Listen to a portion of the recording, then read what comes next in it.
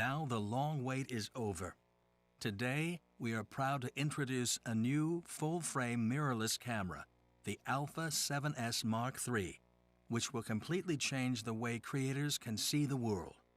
A new dimension of visual experience starts from here. The a7S Mark III is a complete redesign of the whole S-series system.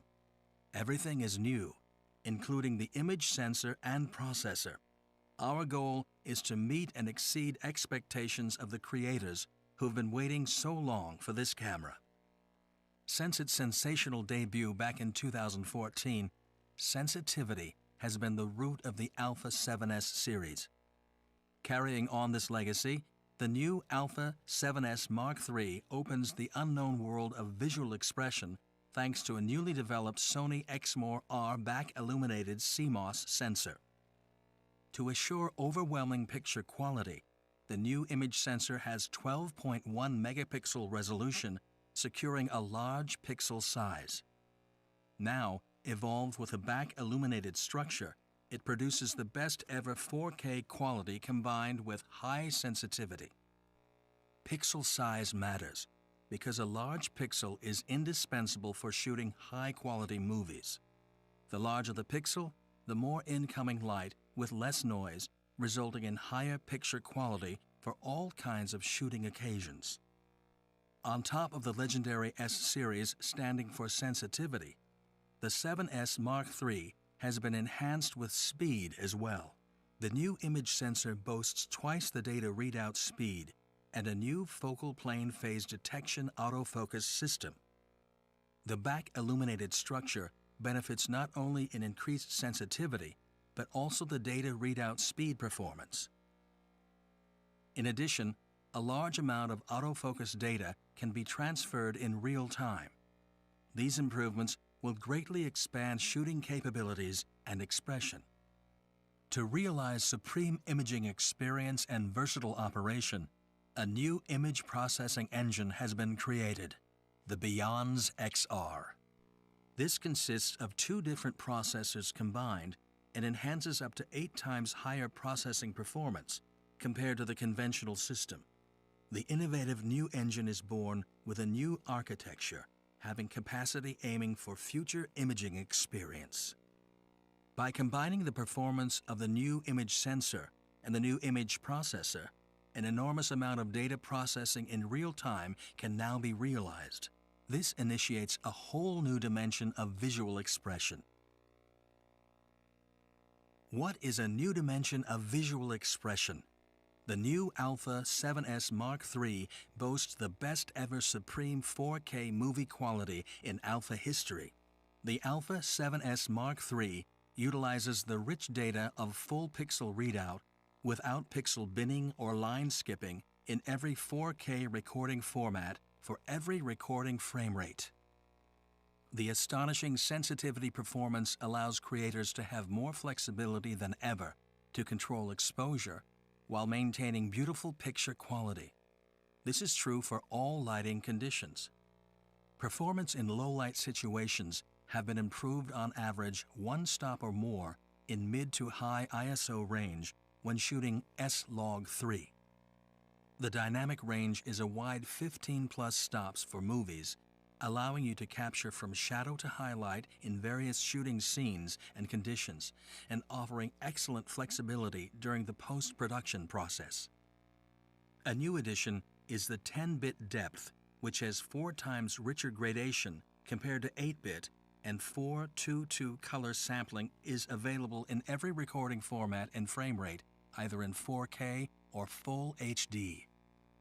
The a7S Mark III offers all intra-frame internal recording with the new XAVC SI format for both 4K and Full HD, up to maximum 1200 megabits per second when shooting 4K 5x slow motion in slow and quick mode. Think of the benefits of combining all of these capabilities together. These features are all applied to the highest frame rate of 120p. Internal recording up to 120p in 4K and 240p in full HD is realized. And the onboard slow and quick mode provides high quality but convenient in-camera processed slow motion recording and instant playback up to 5 times in 4K and 10 times in full HD.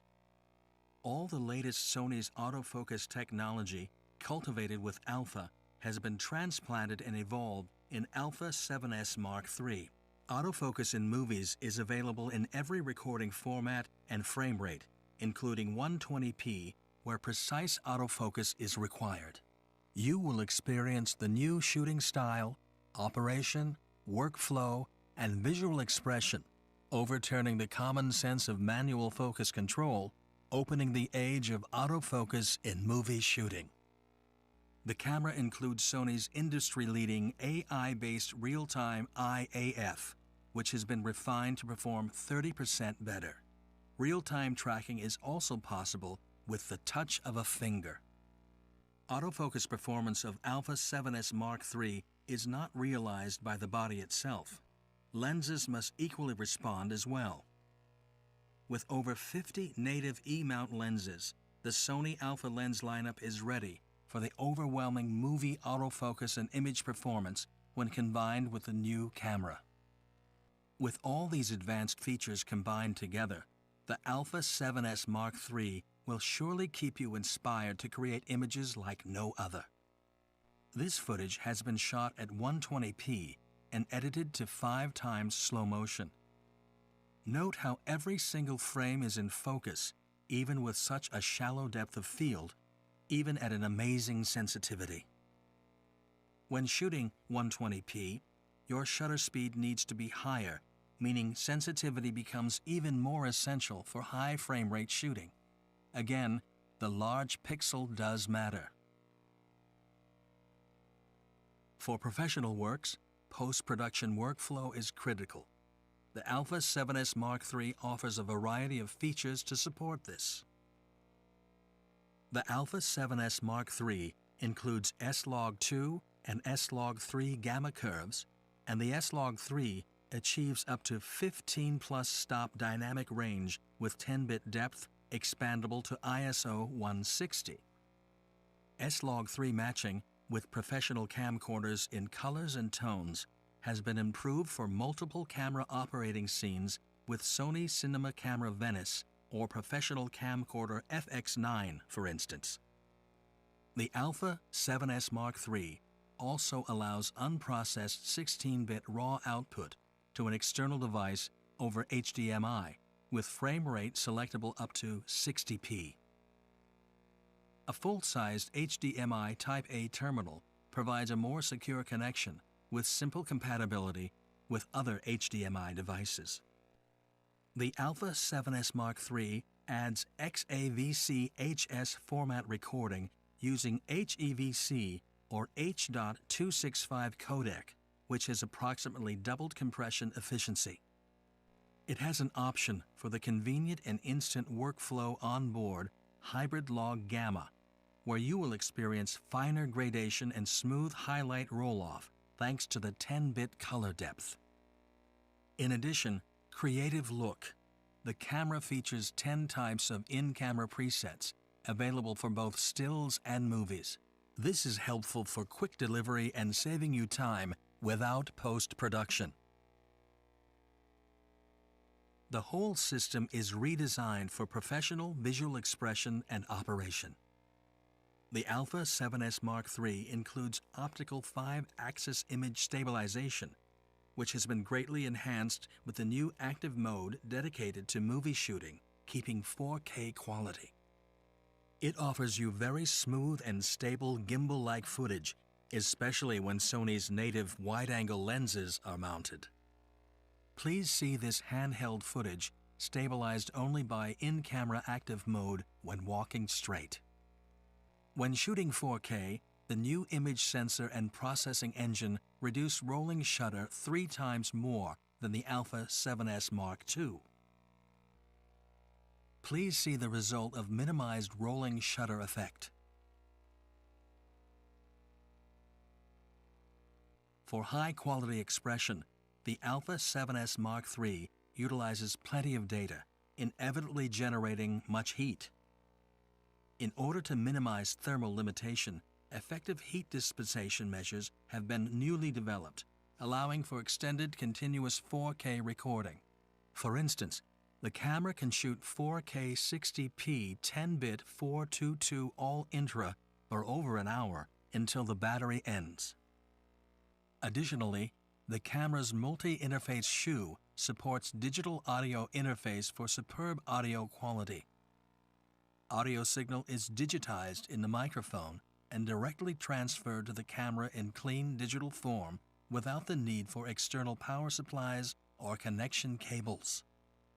When the XLR K3M adapter is attached via MI shoe, this combination provides you a choice of capturing future-proofed 4-channel 24-bit recording in linear PCM audio internal of the camera. The new Alpha 7S Mark III features a vari-angle articulating monitor that rotates sideways and affords plenty of freedom for movie shooting. It can also be folded back in to protect itself when not in use. The monitor's touch operation capability also contributes to easy focus operations during movie shooting. You can also temporarily activate autofocus by the touch operation to override manual focus mode. The upgraded focus function includes customizable AF transition speed and subject shift sensitivity, which allows ideal rack focus expression even with autofocus. These settings are synchronized when using touch focus control as well. Widen your range of expression by leaving it to the camera. The camera has a completely redesigned menu system as well, which can be operated via the new touch screen. Parameters can be instantly selected by directly touching them on the display. When movie mode is selected, the menu is changed to movie dedicated configuration. Also, settings such as exposure and focus mode are stored independently for the still and movie modes. The Alpha 7S Mark III is also designed for photography with superior low-light capability. The new camera features the world's largest and highest resolution EVF, a 9.44 million dot OLED display with 0.9 times magnification. The camera delivers low noise throughout the camera's amazing sensitivity with refined color science thanks to the new Beyond's XR image processing engine. The newest autofocus technology and algorithm are applied for still image shooting as well. 759 AF points and 92% area coverage with low light AF capability as low as EV-6. And 10 frame per second continuous shooting works with AF and AE mechanically and electronically for up to 1,000 consecutive uncompressed RAWs. For stress-free rapid data recording, the Alpha 7S Mark III has dual slots, both of which supports the SDXC UHS-2 card, and the Alpha 7S Mark III also adopted the world's first CF Express Type A memory cards, developed for the next generation of cameras for high quality and speed where enormous data writing is necessary, for example 4K 120p all-intra recording. Thanks to its compact size, no dedicated slots are necessary, meaning each card slot can accept both SD card and CF Express Type A. The new compact CF Express Type A card offers 700 megabytes per second write, 800 megabytes per second read speed, and are available in 80 gigabytes and 160 gigabytes.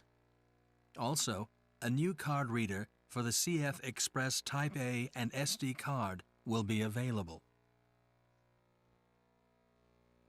One mount promises many benefits. The new Alpha 7S Mark III is part of Sony's powerful E-mount system, which includes 57 lenses that are compatible across not only the Alpha series, but also with our professional camcorders, whether they are full frame or Super 35. There is a lot more to explain, but let us finish the presentation here. Please take a note on many other exciting enhancements and features as shown. Imagination in motion. Thank you for joining us.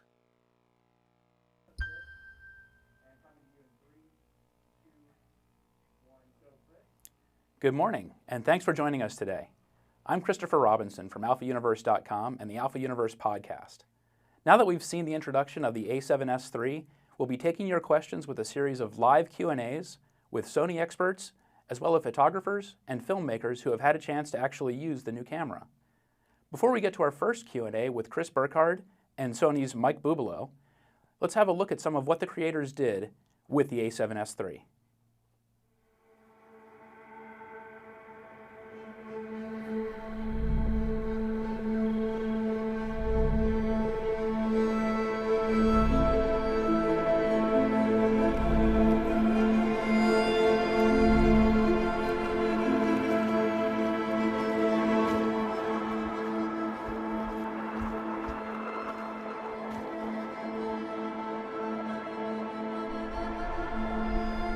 What is creativity to me?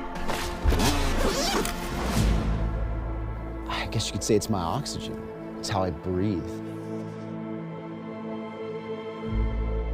It's how I speak, it's how I communicate. It's how I look at the world. I don't think I'd be human without it.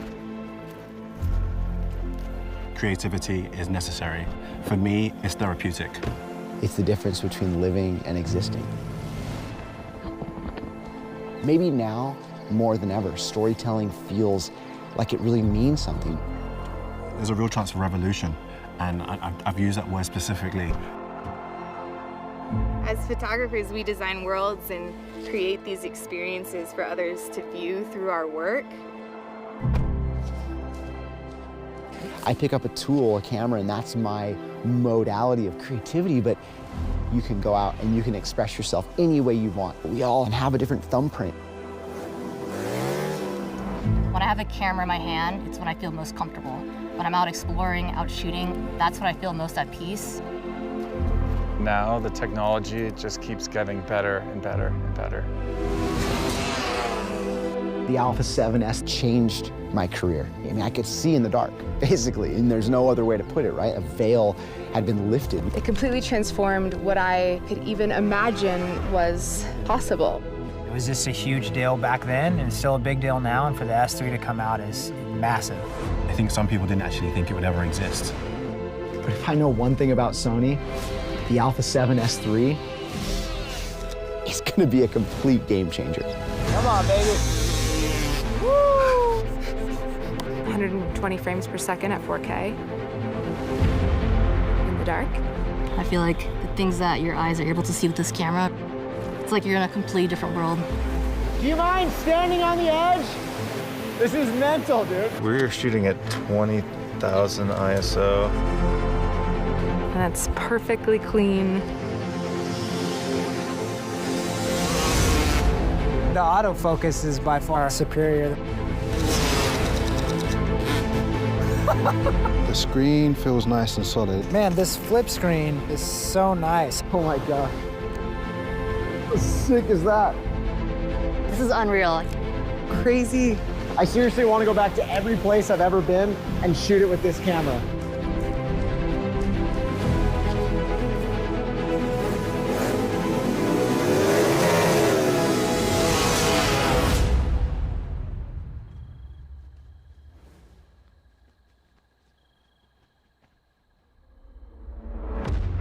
I don't think I've ever seen anything like that.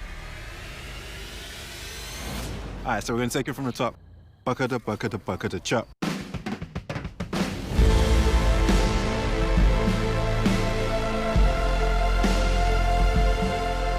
When there is no income, when there is no job, when there is no project, like what does a camera mean? What does it do for you? It still gives you some sense of purpose.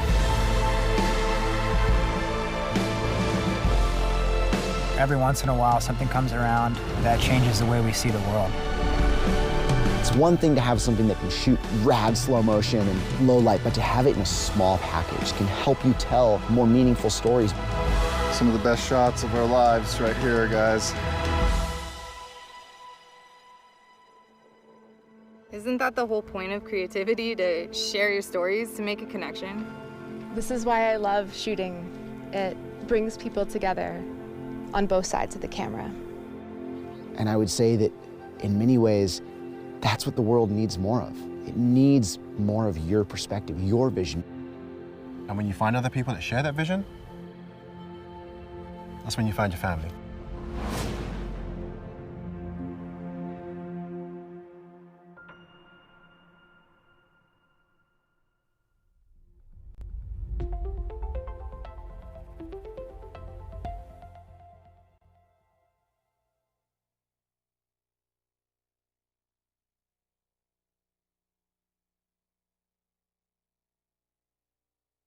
Live Q&As today, and before we get started with Chris Burkhardt and Mike Bubalo, just a couple of housekeeping notes.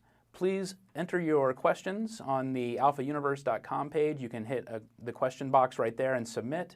And if you're watching us on Facebook, go ahead and send your questions there. We'll be monitoring both. And Chris Burkhardt and Mike Bubalo, thanks for joining us today. Thanks for having me. Chris, I'd like to start with you. We just saw some of what you were doing in that video. Tell me about how you were shooting with a new camera. Absolutely. So I went to a national park in Alaska that I've always dreamt of going to, Wrangell St. Elias. It's larger than Switzerland and Yellowstone put together. And basically, for me, I focused on really two things. I wanted to focus on the slow motion video aspect by shooting from a plane. Actually, we flew over the Bagley ice field, and we were shooting two Piper Cubs, two small planes flying really fast, handheld in a small area. So that compactness was really crucial for what we were doing. And then I shot in some ice caves right at the base of Wrangell St. Elias. And if you're familiar with ice caves, it goes from being really bright and beautiful to being super dark. So those are really the two activities I focused on. And I really tried to push the limits of that camera. You know, I'm super familiar with the S2. And so this was kind of a real step up. I really wanted to see what it could do and really test its video capabilities. And what did you think? I mean, I was blown away. I mean, we spoke about this earlier, but there's something so special about when you're really in these moments where normally you'd need a tripod and you need a really patient subject, and you're like, okay, move slow. You know, I'm shooting, you know, a fifth of a second, but I was in this ice cave totally uninhibited, shooting, you know, ISO 8,000, 10,000, no quality difference, just beautiful grain-free images, allowing my subjects, my guides to move around really seamlessly. It was unreal. I mean, that was truly the significance. And a good camera, a great technology should allow you that freedom. It should afford you that ability to kind of work uninhibited and allow the creative process to just unfold. And so that was, for me, it was free, you know, and that's really why I think I lean towards that camera. Thanks. And Mike, Chris was just talking about the dynamic range of the new camera and the high ISO capability. The previous generations of the a7S have been well known for their ISO capability. Tell me a little bit about that. Yeah, I mean, it's pretty hard to dethrone the king of high ISO, but the Alpha 7S Mark II was the king of high ISO performance. It was a camera that's always been my camera of choice because of that. So like Chris said, you can shoot anywhere and feel unencumbered. Wherever you want to go, you can always shoot. And this camera takes it to another level. And it's not just about your high ISO performance, but it's about the color reproduction and the detail that happens in those high ISOs. So now, you know, we've dethroned our own people in terms of the king of high ISO.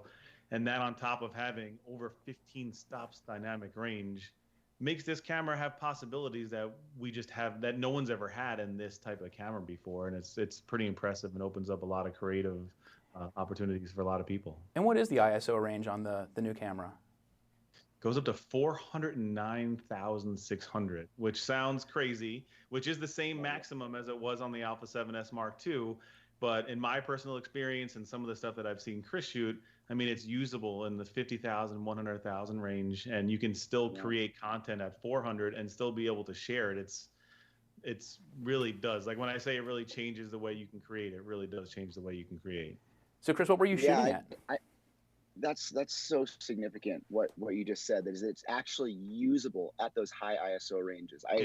For me specifically, when a couple years ago, I made a film about surfing under the Northern Lights, and we were shooting at ISO 30,000 and putting it on a big screen, you know, a huge cinema screen, and we were able to get incredible results. And that blew my mind. That was truly what made this significant. So I just wanted to add there that it's not about how high the range goes, it's about the quality at those high ranges, and you're not losing tons of dynamic range by increasing that ISO. It's incredible. Yeah, that's a really great point. It's all about the usability, right? You can pack specs into any device, but if it's not performing for you, if you just can't use it well, those specs don't mean a whole lot. So, Mike, I wanted to ask you about the new processor in this camera a little bit. It's got the new Bionz XR processor, which, how does that figure into the new camera? And tell me about that design. So even though the Alpha 7S Mark III looks almost identical to the Alpha 9 Mark II and Alpha 7R Mark IV, it's completely new from the inside out. Everything on the camera is brand new, including that Bionz XR processing engine. So it's not just a processor, it's actually multiple processors with multiple components, and it's 8 times faster than any processor we put into an Alpha camera before. And it really is the brains of this camera. It enables us to do a lot of things that we can do. It enables us to have twice the readout speed, 3 times better rolling shutter, process all that information, and 1200 megabits per second inside the camera enables us to do all those things in the camera. And you'll see now with the Alpha 7S Mark III that it's really going to be the foundation and the cornerstone to where we go in the future, not just for our stills cameras, but for also our video cameras, because it is such a beast in terms of how much processing power it has and what it can do. And that processing power came into play for you, Chris, because you were saying that you were shooting, you know, some pretty extreme video in the aerial footage and doing some slow-mo and stuff like that. Talk to me a little bit more about that shoot. Yeah, so it's a really complicated scenario when you're in a tight space. I mean, it's all about, you know, the use case of the camera. So for me, we're in a plane, we have tiny bit of room, and we can't use something larger. You know, we're really stuck using, I mean, the biggest bang for our buck, and that was the S3. And you're putting this camera out the window of the plane, shooting another plane flying at like 60 miles an hour, 100 miles an hour. And that was really crucial, is being able to have that functionality. You're not overheating. You're able to have really intuitive dial controls, switching back and forth.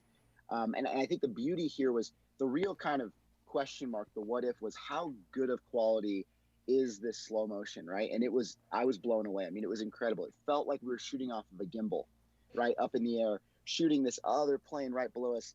And that, for me, it's really about testing it in those real world scenarios. You know, I don't want to advocate for a camera that a DP or a director couldn't get behind and say, I know I can nail this shot.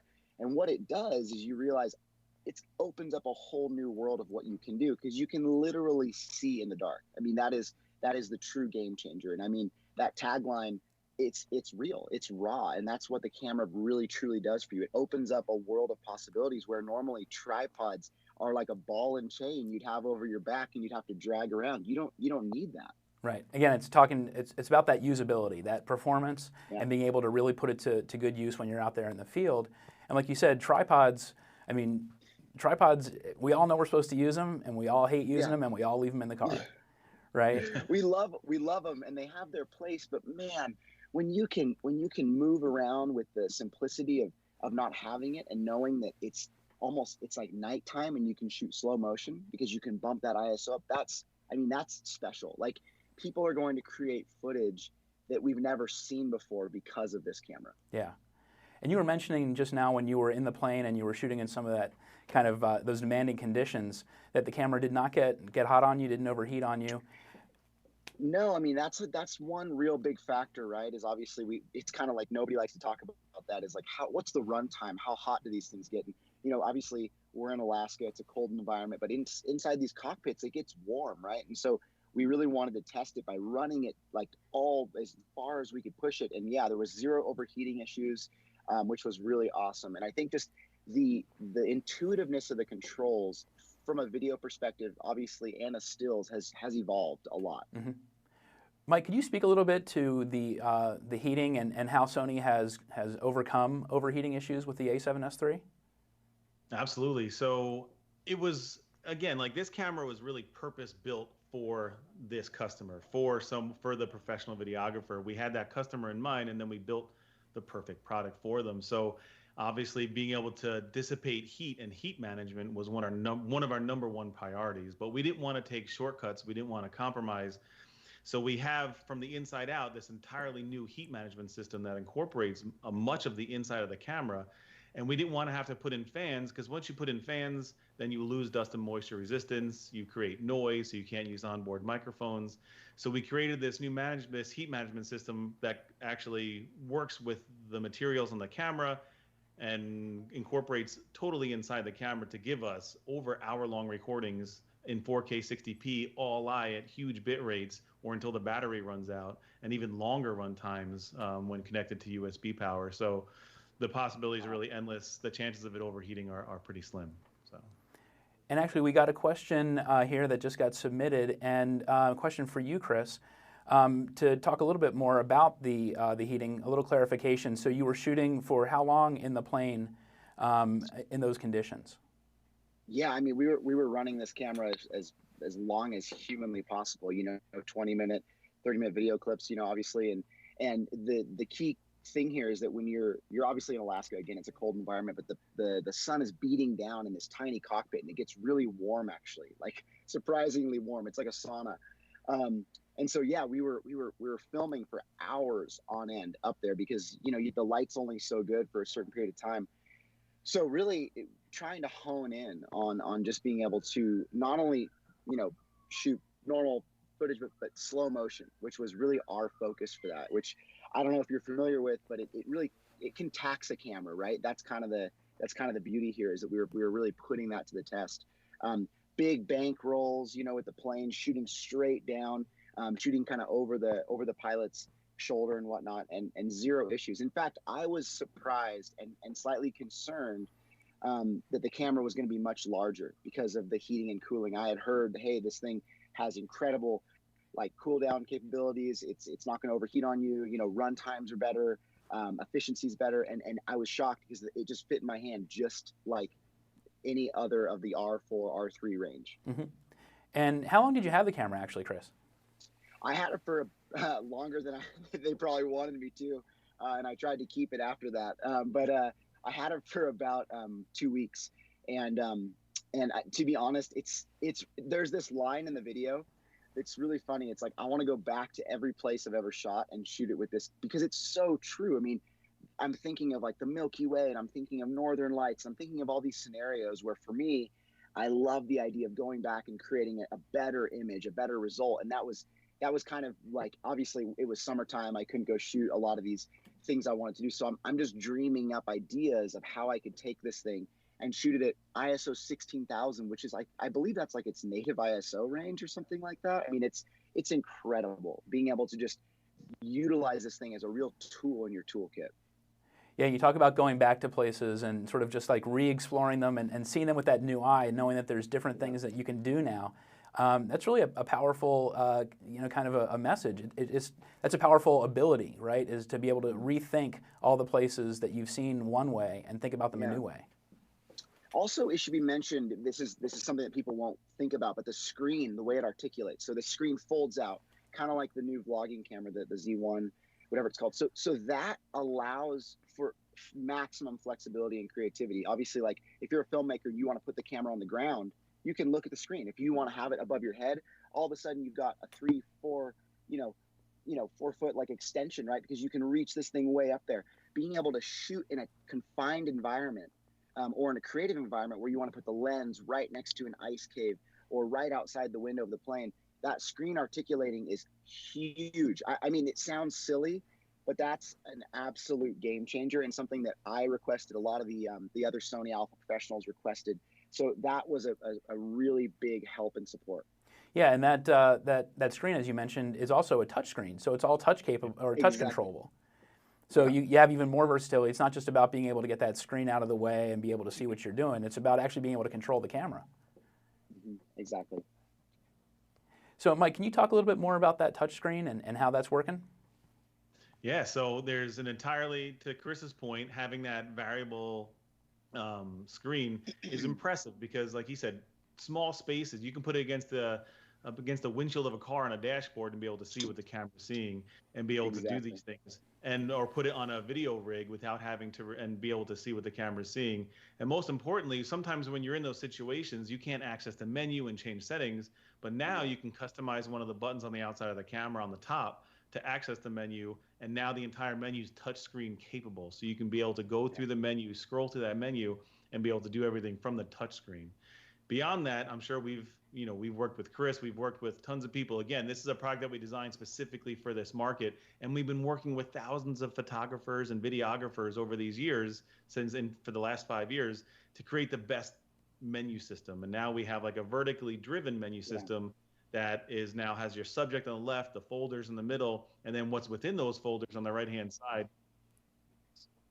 So you can scroll through, you can get through everything, and you can go through all those functions very easily. It's just very intuitive. The whole thing is just very efficient, so to speak. Yeah, I wanted to just give a little high five to the menu creation. This has always been a pain, a little bit of a struggle for me with some of the older cameras. Is the menus. Obviously it's amazing because there's so much, but it becomes overwhelming really quickly.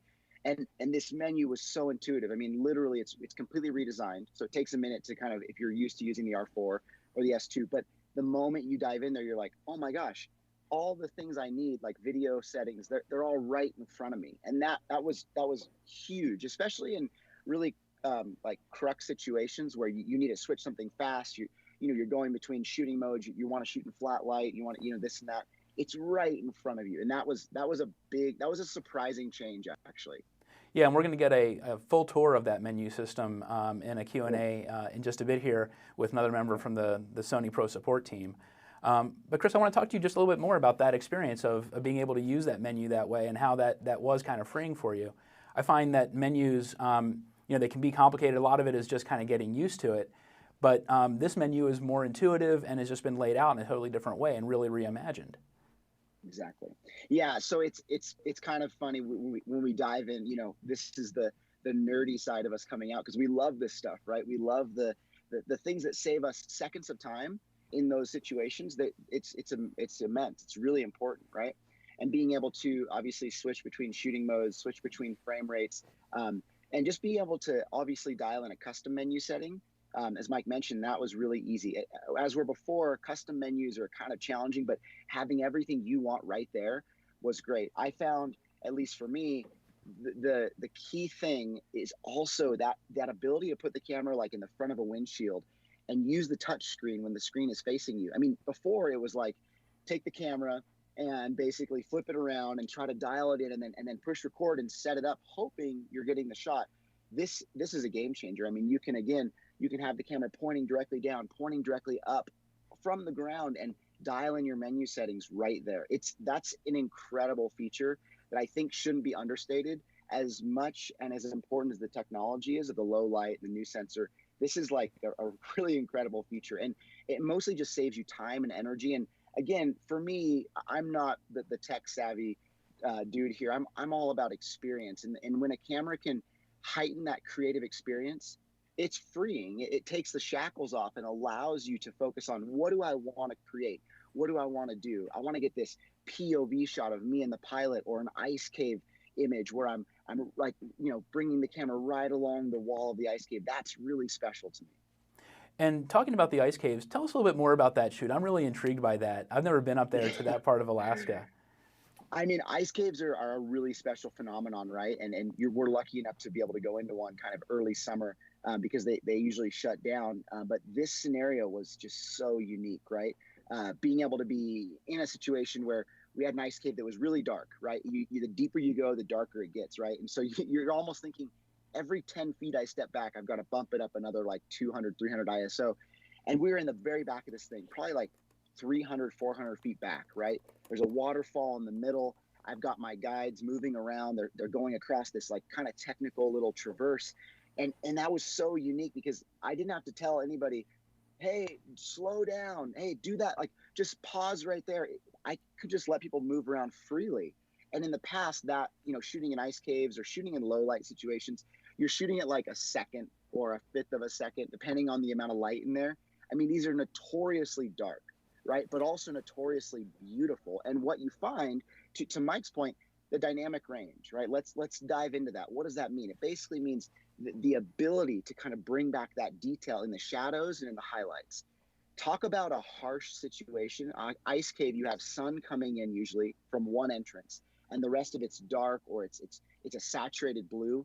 So being able to bring back that detail, but also be able to have that contrast still play a part in the image was huge. I mean, this is a really special thing, right? Being able to kind of bring back some of that sun detail, some of that light hitting the water, but also have the colors, because we're trying to kind of reimagine and or recreate what we saw with our eye, and nothing will ever be as good as that. But in this situation, I mean, I had more visible light than I could see with my own eye. It was really special. And so, Chris, you really did use the camera in this kind of hybrid way, where you were shooting both stills, a lot of video, a lot of stills, doing that. Yeah. That's kind of how you just kind of go through life, yeah? Yeah, and I mean, I think the key thing here is that I'm always looking for a camera that can do both and do both well. And I think that in some ways, you know, you always feel like, oh man, I'm using this great camera, but I'm compromising the high ISO capability. It's not the camera for nighttime. Like, I really wanted to test this from a stills perspective first and foremost. Does it have the quality that I can print images that I just printed my first image with the camera to test it, to see, because that's a huge part of my business. I don't want to recommend a camera to somebody that, you know, that I'm going to say, well, the R4 is way, way better. No, this thing holds its weight. I mean, it is incredible. And I would say in many ways, the ability to have incredible video and put it in that mode and then shoot in extremely low light. For me, most of what I'm shooting is in harsh conditions. It's in dark, it's in storms, it's in places where I don't want to be inhibited by the quality of the camera. And that was truly kind of the situation here. And as I mentioned before, sorry, I know I'm blabbing, but the S2, it changed my career. I mean, it changed my life, truly. That camera allowed me to create images. I won an X Games gold medal with that photograph that I shot at ISO 30,000. I mean, it was only because of that technology and hopefully a little creativity from my end that allowed me to do that. And so this camera, I'm blown away. I'm like trying to reimagine what I can do. It's getting all the creative juices churning again. You know, talking about kind of that hybrid way of shooting, this camera has a brand new sensor. Mike, can you speak to a little bit more detail about the new sensor in the camera? Absolutely, yeah. So there's about that sensor. So it is a brand new sensor from the ground up. It's back illuminated, meaning that, believe it or not, a lot of the sensors that are out there in the world are now, the electronics and the wiring are on top of the photosensitive material. They're in between those pixels. So we just moved them underneath. So now not only do we have 12 megapixels, which gives us huge pixels, but we have even larger photo sites because those electronics are no longer in front, they're on the back. So the nerdy stuff aside, it gives us the ability to get the super high ISO performance, the 15 stops dynamic range.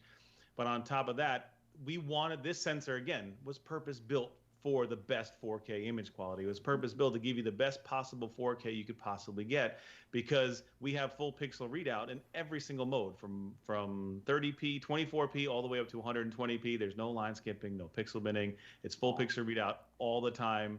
And there's no compromise. So there's no asterisks, so to speak, when you're talking about the 4K image quality on this camera. I don't know if I'm overstepping and getting into it early, but the autofocus of the sensor, the phase detection autofocusing system in this camera really separates itself from the Alpha 7S Mark II and brings us into a realm now of the autofocusing speed of the Alpha 9 Mark II or the Alpha 7R Mark IV. And like Chris, for you said, like in X Games now, you can not only shoot at 50,000, 100,000 ISO, but you're going to be able to have the subject tracking and the low light focusing like no camera's ever done before. So, well, and it's not so much even that it's lightning fast. It's super fast, but it's smooth. And that's the thing, is it's a usable autofocus. That's the difference, right? Is I've seen cameras where it's like jumping back and forth, and I mean the subject detection on it is incredible. Like the contrast that it can isolate is amazing. I mean, I was really blown away with that, because we traditionally we're always kind of, okay, I'm going to shoot manual focus. I'm going to be safe here and just do it myself. But being able to rely on that autofocus was really amazing, especially in a situation where, again, you're already shooting in almost dark conditions. The camera's seeing more than your own eye, and it's focusing. Yeah, and it goes to what you were saying before, where the hardware, it's no longer having to manipulate the hardware to get the shot that you want. You can actually let the hardware do its job, and then you can be more creative and more free to do what you want. Like you said, that freeing feeling is only capable because the hardware does its job and you don't have to worry about it. So this is why that relationship, I think, within the Sony team is so great. I mean, to be honest and just to be totally transparent, like being able to give feedback to like the designers and the engineers and then see it come to life. I've never worked with any company that's done that, and that's really special because you're seeing instant feedback like actually being applied, and what, like you said, Mike, it really frees you as a creative and allows you to kind of go out and be like, okay, now I can focus on my vision and not trying to understand this menu and trying to use hacks to kind of like, oh, I got to use this recorder or this thing to like get the most out of it. That's a really unique thing. Yeah.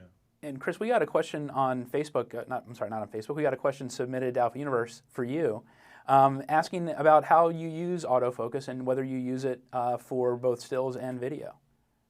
That's a great question. So typically for me, I'm a single shot autofocus guy when it comes to stills. Reason being, I mean, I love the continuous. I like all those things, but I'm usually like thinking of where my shot is, my subject is going to be, pre-focusing, and then I'm just firing through that sequence or that experience, right? Mainly because I think that a lot of times if you're shooting continuous, you're shooting like a race car track or the car's coming towards you or wild animals. For me, I'm usually in kind of a slightly, I guess you could say, scenario where I kind of know what's going to happen. I'm kind of premeditating this action. So I really like that single shot. And then when it comes to video, oftentimes it depends on the shot, right? If it's a static shot and someone's moving through the scene, I'm just pre-focusing. But when we're moving around, say for example, one of my favorite shots that we got, and I'm working on an edit right now from my trip, but we're kind of racking focus along this ice cave wall, and we're letting it happen with the autofocus, like picking our spot and moving. And I mean, you're talking really shallow depth of field, beautiful ice patterns kind of like coming forth in front of your eyes as you move back and forth. And I was really cool because in the past you'd have to like, do this manually yourself, and now you're able to just like let the camera do its thing. That was really unique. So it oscillates, to answer the question. It really oscillates between both of them, depending on the situation and the time. But the point is that knowing that you can use both is crucial, right? Knowing that you can rely upon the autofocus is important. And I would say, to all the video people out there, like autofocus is kind of like this taboo word. We don't really say it much because people are like, oh yeah, whatever. Like, I'm not going to use that. Like, right. It's all about like, manually racking focus, but being able to have the option is really special, especially when you can barely see with your own eyes. And I truly mean that. Like, the camera sees way more than you can. Yeah. Yeah. I'm glad you brought that up because, like you said, videographers, as soon as you say autofocus, they're like, whoa, autofocus. Like, but it's really true autofocus that you can use. And I know you didn't do a ton of portraiture in your video, but being able to have pupil autofocus while you're moving, while your subject's moving, and have it track the pupil of your eye at 1.8, right, is and I've used something that you just can't do. Yeah, totally. And I've used that feature on other cameras, and it's so powerful too. Locking focus and then allowing you to kind of move with your subject is special. It's ridiculous. We got a question actually related to what you were just saying about external recorders, asking about the bit rate of the camera. And Mike, maybe you can answer this and clarify it a little bit. Sure. So talk to me about the bit rate and what it records internally and what you have to do externally. Yep. So internally, the camera is 10-bit 422. The maximum is 10-bit 422, all eye, and that's in all shooting modes. That's from 4K 24 all the way up to 4K 120p and full HD at 240 frames. So it's 10-bit 422 all the way through, and all eye available in all shooting modes. But the biggest thing with this camera, not the biggest thing, one of the huge things in this camera is that you can do 16-bit raw output at 4K 60p, which is almost never been done before. It's never been done before on a camera like this, that's for sure. So it's usually reserved for very high-end cinema cameras and production cameras. So to be able to do full 16-bit raw output at 4K 60p is massive. And again, to Chris's point before, to keep the size of the camera the same as what we've had before, with the heatsink, with 16-bit output, with all these features is, I sometimes am in awe of what the technicians and the engineers have been able to do. Yeah. Yeah, I mean, I keep coming back to that heat sink because you know, there's just an awful lot of technology, a lot of speed built into this. You know, the new sensor, the new processor, all of it, and yet not to be overheating is really significant. I mean, that's without having to have a fan or anything else in the camera. Yeah, that's why I've always said, like, I've probably gotten the question, where's the Alpha 7S Mark III every day for the last 5 years? And my answer's always been, we don't have the technology yet for it. Like, trust me, we're making the best product for you. We just we just literally couldn't invent the technology yet. And now we have, between the Bions XR, between the new sensor, and you're welcome. So, yeah. And it's funny because it's like people think, you know, like, oh, why is this camera taking so long to come out? We're like, because they're perfecting it. And I for me too, I've had people knocking on my door asking me, oh my gosh, when is this camera coming out? And I'm like, I'm waiting too, trust me. but Sony holds nothing back, you know, and they want to put it out at the right time. And I've known about it for a couple months now. And I mean, getting it in my hands and testing it it exceeded my expectations. I think that's actually a great spot to leave it for today. I want to thank both of you for being our guests today. Chris Burkhardt, thanks for joining us from afar, and Mike Bubalo, thank you very much. We're going to take a short break, and we'll be back with a deep dive into the menu system with Sony Pro support. Thanks very much, guys. See ya. Thanks, guys. Thanks, Chris. Thanks. Yeah, cheers, Mike.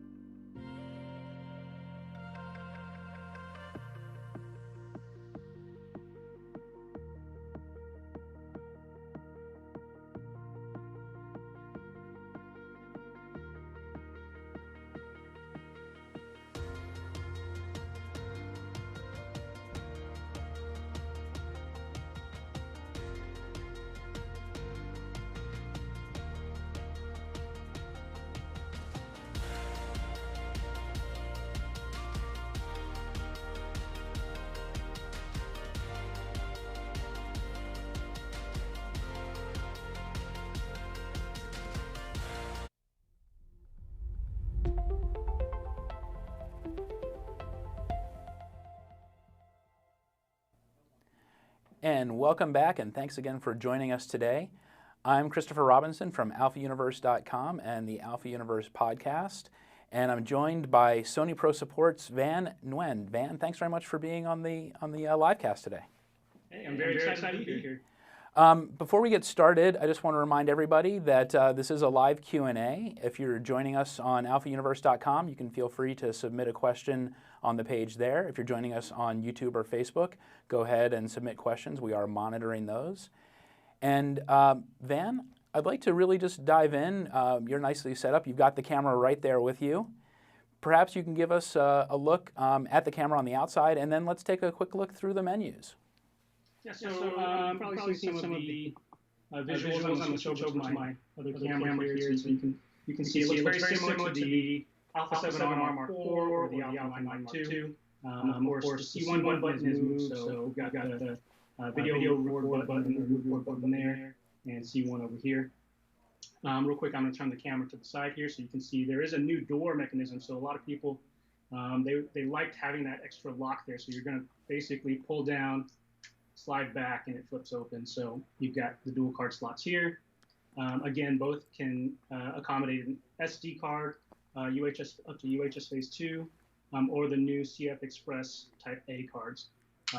So that just clicks in like that. It's the same Z battery.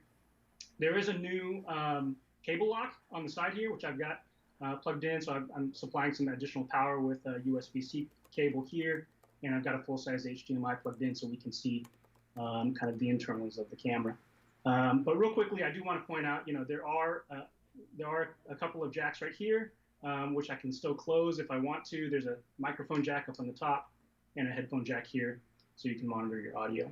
Down at the bottom is the micro USB or multi-port, so that's still there as well. And other than that, it looks very similar again. Whoops, to the don't drop it. R Mark IV. It's a good thing I've got a good tripod here.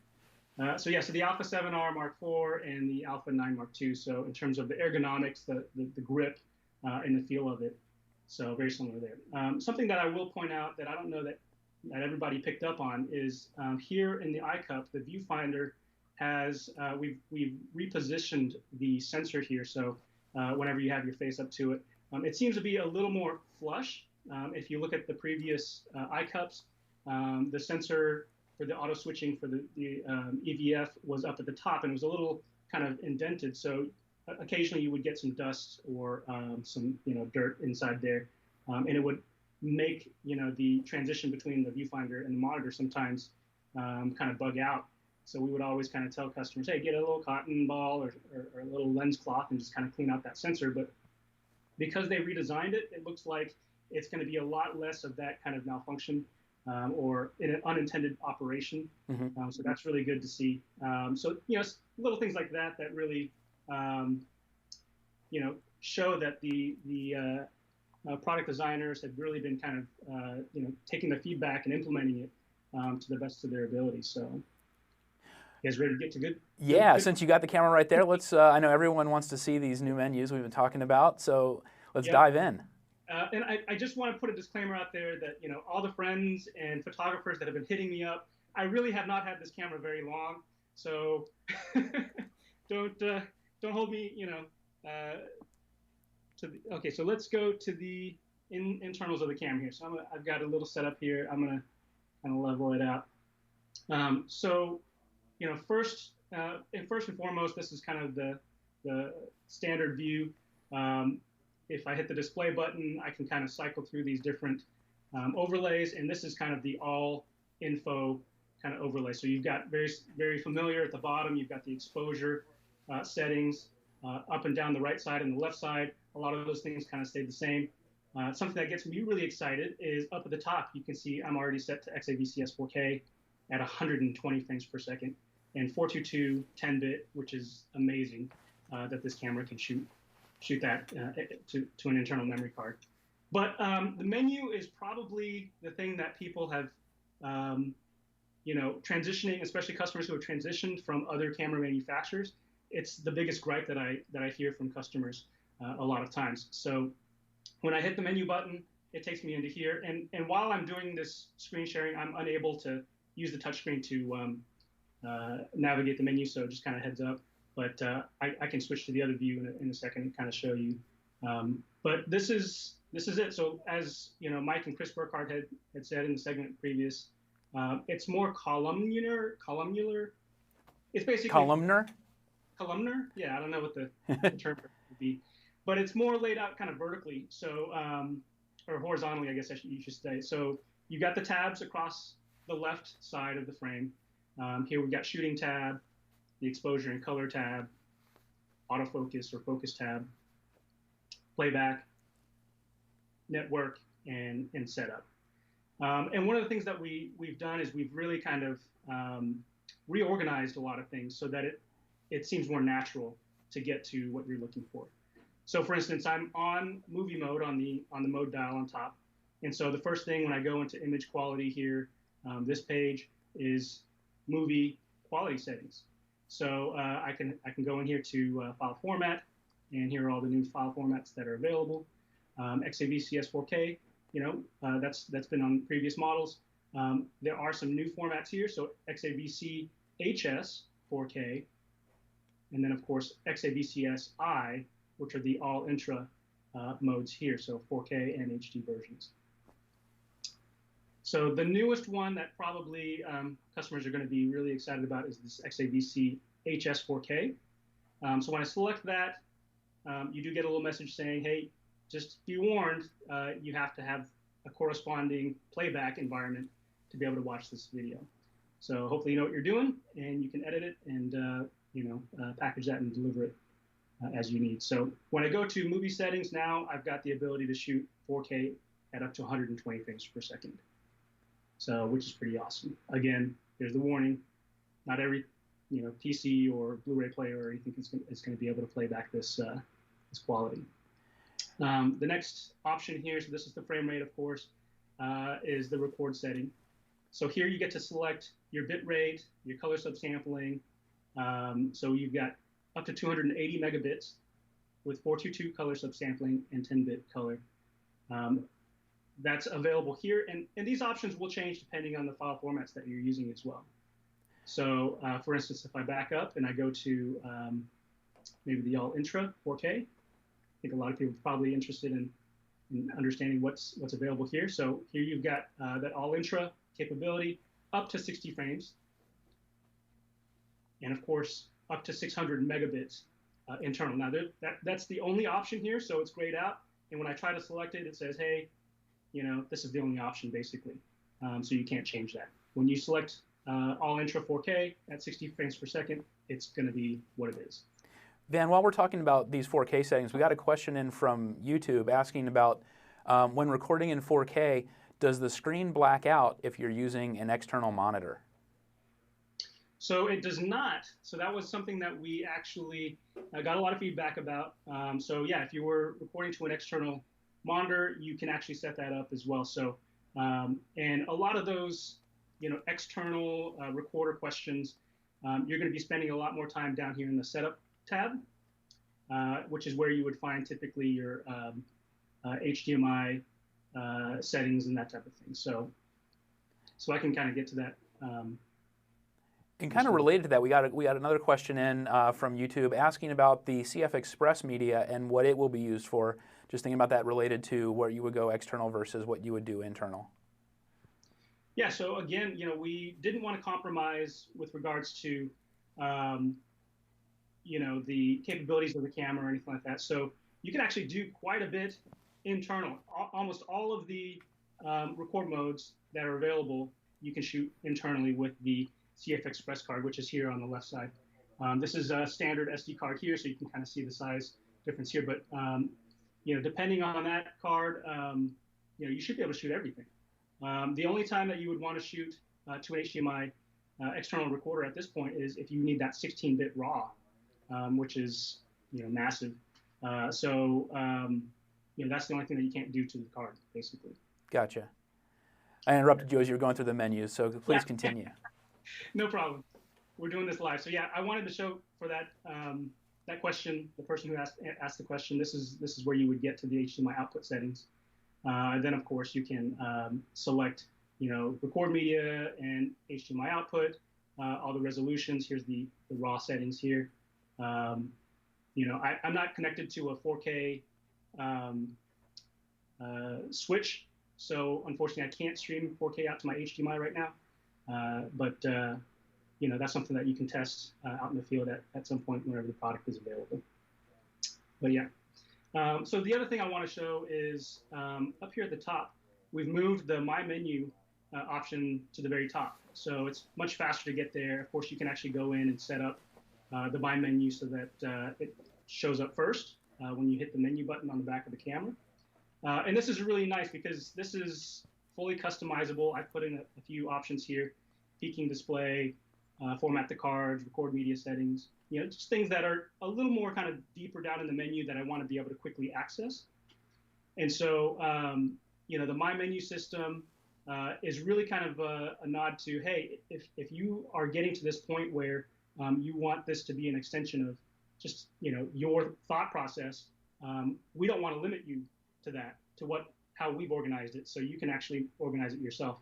I imagine, the way I describe this to a lot of my customers is I say, imagine if you got in a rental car and you could personally move the windshield wipers and the hazard switch and all the things around so that you could access them when you wanted to. It's kind of that kind of concept. So we're building products that are really meant for efficient use by any photographer. And who's to say the way that we lay this out is the best? We've got a lot of feedback from our customers about, oh, I wish this made more sense. Some of these features are kind of on a different tab than I imagined they would be. So here, we've got a lot of these, a lot of the feedback from those customers, and we reorganized a lot of things. So, for instance, and you'll also see, the icons change a little bit too. So over on the left side of the camera menu, you see there's a little film strip beneath the camera shooting tab icon and the exposure icon and the autofocus manual focus icon. So if I switch the dial to still photography mode, and then I go back into the main menu, there you see it switches to stills. And up here under image quality, that menu page has changed. So it makes, you still have access to, the movie settings down here if you want to, but now the things that you use in that mode bubble kind of up to the top. So it's it's almost like it's dynamically adjusting for you as you move through. Exactly, yep. And it just makes more sense. So you can actually, if I'm looking for, let's see here, image stabilization settings, right here, zoom. This is for clear image zoom or optical zoom, shooting display, all this good stuff. So, let's say I'm in movie mode, and I want to bring up, picture profiles. So I can actually go into my settings here, and under, here we go, color tone, sorry. Here's a picture profile. And so I can go in, I can adjust, if I want to shoot S-Log 3, S-Log 2, they're going to be all here. So these picture profiles haven't changed. They're all still here. They're the same as they were in some of the previous alpha bodies that we've had. PP10 is the newest, which has HLG or hybrid log gamma, kind of an instant HDR. So go ahead and select that there. Van, we got a question that came in about from a live shooter asking about HDMI resolutions for output. What are the HDMI resolutions for a live shooter? Yeah, so if you're outputting via HDMI, let's just go right into the menu and select that there. So 4K or 2160p, 1080p, and then of course 1080i. Auto is going to sense, of course, automatically, but yeah. And for the frame rates? So the frame rate is going to be up to 120p, just like you would have internally as well. Gotcha. So you can shoot 4K 120p, 4K 60, 4K 24, or 30. So. And we got a question in from YouTube about the excuse me, about the frame rates, asking if the sensor is cropped for 120 240p modes. It is not. The nice thing is, again, we kind of talk about the uncompromising design that we've done. The Alpha 7S Mark III is able to shoot full sensor width, and actually this comes up from time to time where customers kind of say, well, why is it a 12 megapixel sensor? And it's on purpose. If you're shooting with, the sensor itself is a 4:3 aspect ratio, and if you're shooting 16:9 aspect ratio, you're going to get kind of the top and the bottom kind of cropped off a little bit. And there's actually about 2 megapixels on top and 2 megapixels on bottom that aren't being used if you're using this full sensor width. That being said, when you shoot 4K, it's actually in QFHD 16:9 aspect ratio. You're actually getting a 1:1 pixel ratio for your video footage. So exactly 8.3 megapixels, which is exactly the resolution for 4K. Yeah. Okay, and Can you back out and show us how you navigate the menus using the touch screen? Yeah, so let me switch to my other camera here. I'm going to pull out the HDMI so I can see on the back of the screen here. And yeah, so you can tap. Oh, you know what? First thing you need to do is turn on the touchscreen. So I'm going to come here, and I can just tap here. I can scroll up and down, and then of course go in, do all this stuff. I can still use the navigation keys here around the jog wheel. I can use the multi-selector here as well. And then again, the nice thing is, if I'm staying behind the camera, this is all nice. You know, I can tab between the different pages here. But if I'm standing in front of the camera, you know, I'll need to flip this screen out so that I can see it, and then I can still use the touch panel to adjust that. And as we're doing this kind of a virtual walk around, we got a question regarding that flip screen and the menu. Is it possible to turn the menu around, or rather to turn the flip screen around in a protection mode? Yep, so it'll flip out, rotates, and then of course can close up, so you can prevent some accidental knocks and dings to that LCD screen as well. And we also got another question from Facebook while we're looking at the outside of the camera. And this is a little bit related, I think, to the questions we were getting regarding the heat sink in the previous segment. Is the body weather sealed?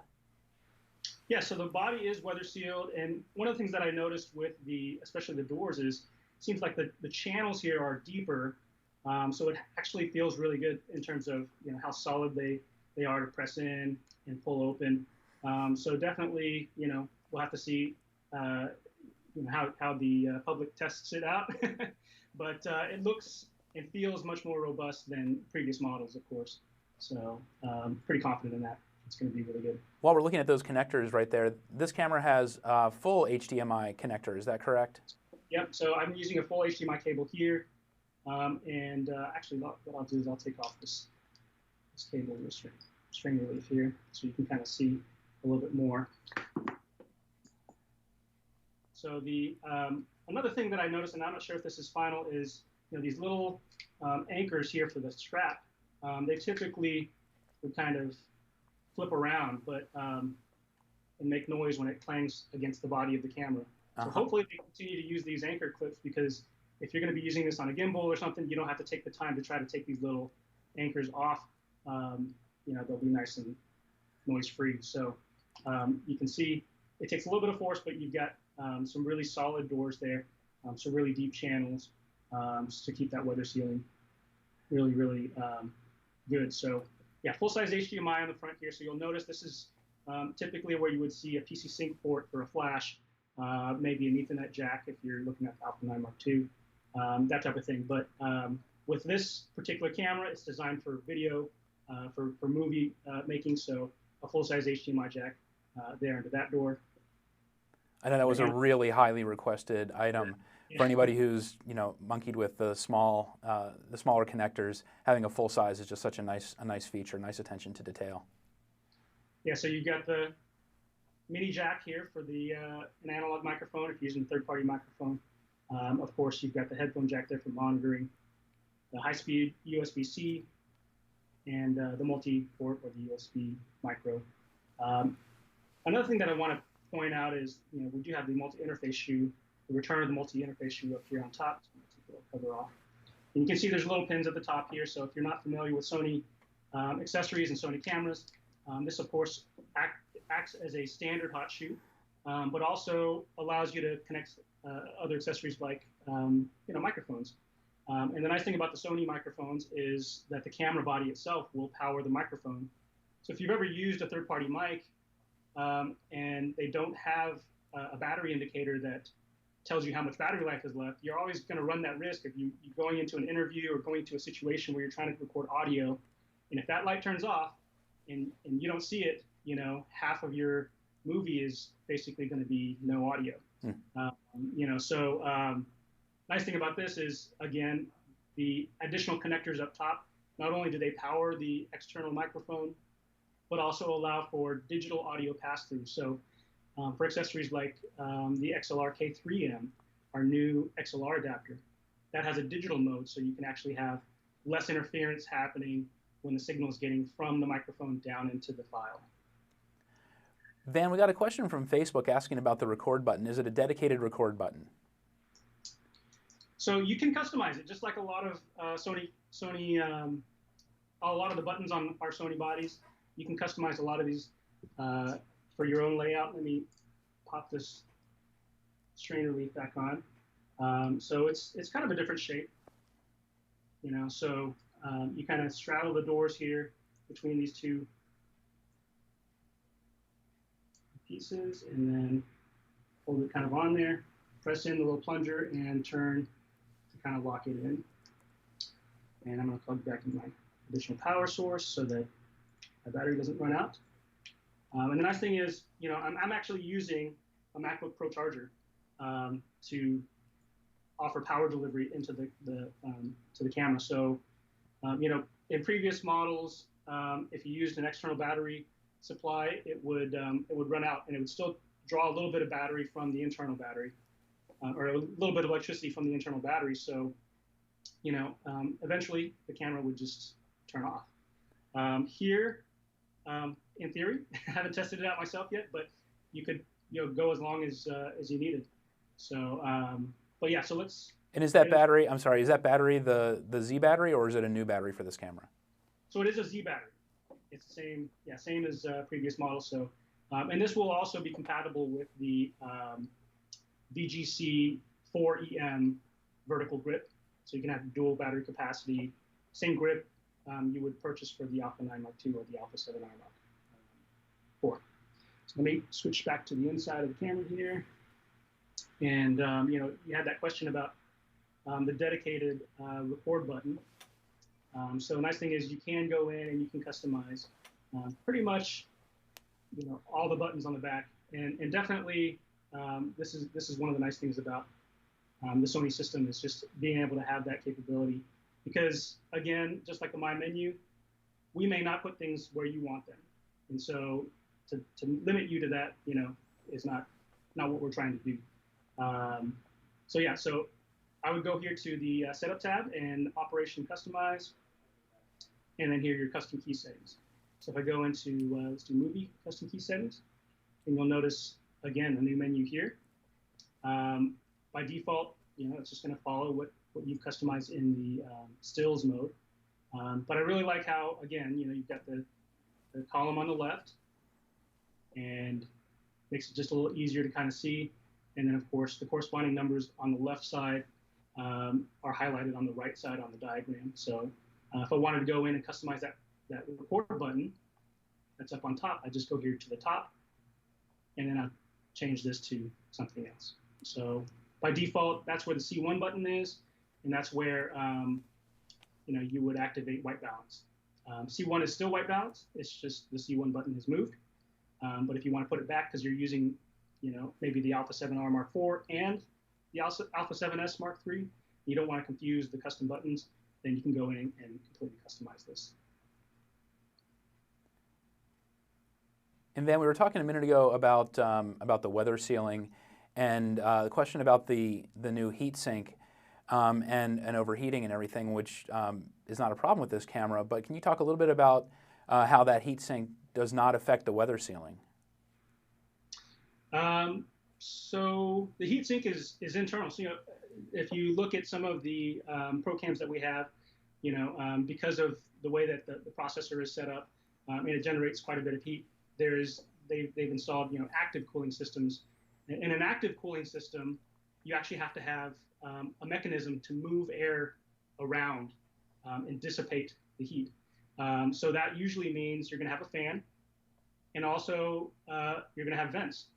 So you know, it's really important that we kept the weather sealing as good as possible on this camera. So you know, the designers went in and put in a really amazing passive system that's completely sealed.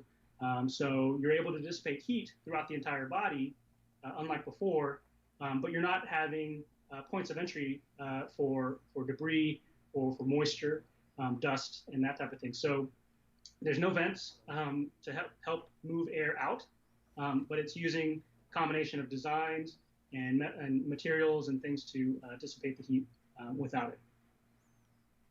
Dan, we got a question about Ibis in the camera. First of all, can you describe or explain the Ibis modes that the camera has and whether it will help with third-party lenses with adapters? Yeah, so the Inbody image stabilization, which we call steady shot. Let me switch back over to, yeah. So the Inbody image stabilization that we call steady shot does work in conjunction with lenses.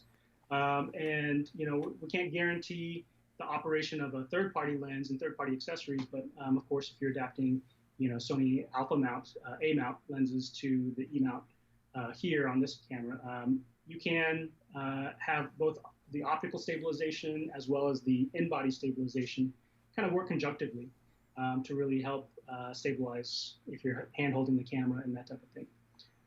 So of course, the 5 axes that you normally would get is of course the pitch, just like this, and a yaw, and then of course X, Y, which I can't really show you here, but basically shifting up and down, left and right on the same focal plane. And then of course the rotational, of course, by pressing the shutter button, you do have some sort of rotational motion that's going to be introduced. And so 5-axis stabilization definitely helps quite a bit with a lot of that. Now we've introduced a new mode to our steady shot, which is the active mode. So active mode, that's the only time that you will see a slight kind of crop in. And it's very slight, very minimal. I think it's about 10% of the frame, so very small amount. But what it's doing is it's using the gyroscopes inside to map out the type of motion that's happening, and then actually apply a lot more advanced kind of image stabilization. You'll see some YouTube videos, I'm sure, later on, kind of demonstrating those modes. It's amazing, and it's especially with the size of the sensor that we're talking about. Sony's really outdone themselves in terms of all the things that they've been able to pack into this little camera body. Then we got a question, what is the highest all-eye resolution and frame rate internally? Yeah, so again, let's switch to the inside of the camera and pull up the main menu. If I go up to the shooting tab, and I go over to image quality, this is XADCS all intra 4K, and I go to movie settings. You've got 24p, 30p, and 60p. So 24p, and again, in the all intra modes, you don't really get the option to change the bit rate. There's no lower options. It's basically kind of pedal to the floor. You're going to get the highest bit rates. Even if you try to select it, it's going to give you that warning. 240 megabits here at 24 frames per second. 300 megabits at 30 frames per second. And then 600 megabits at 60 frames per second. Okay. Gotcha. And from Facebook, we got a question, does the camera work with the new Commander remote? Yes. So let's see. So I believe they're talking about the Bluetooth remote. There's a Bluetooth remote that we have. It does have built-in Bluetooth. Let's go down to the network tab. And you do have the ability to pair that Bluetooth remote. There is an infrared option as well, kind of a remote that we've had around for a while. You can use that remote as well. And then you can also use your smartphone. So if you've downloaded the Imaging Edge mobile application to transfer images, you can also use that during shooting mode to change some settings and to stop record and to monitor your video as well. Dan, we've only got just a couple minutes left in this segment. I just want to ask you about the color science in the camera. Tell me about the color science in the a7S III. Yeah, so the Alpha 7S Mark III, it's been a long time coming. A lot of people have been waiting for this for the last 5 years, ever since the Alpha 7S Mark II came out. And we've learned quite a bit since that time. And what especially is that we've learned is what customers want. And the color science, of course, is one of those things that has kind of been very subjective to a lot of folks. But the warmer kind of skin tone seems to be a popular kind of ask.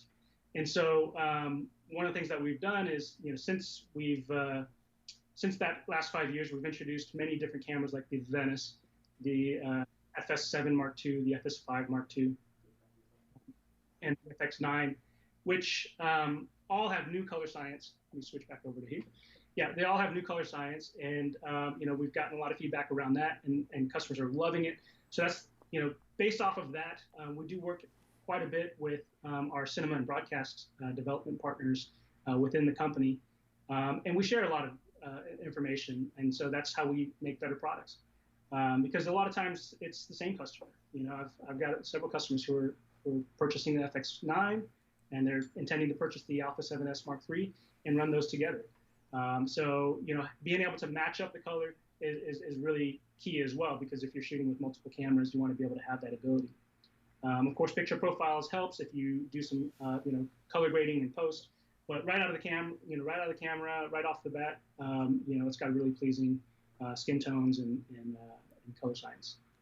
Dan, we've got to leave it here for right now. Thanks again for joining us today. I know you'll be back later on to talk more along with Mike Bublo and give us more of a tour. In a moment, we'll be back with Renan Osterk and Kurt Morgan. Cool, thank you.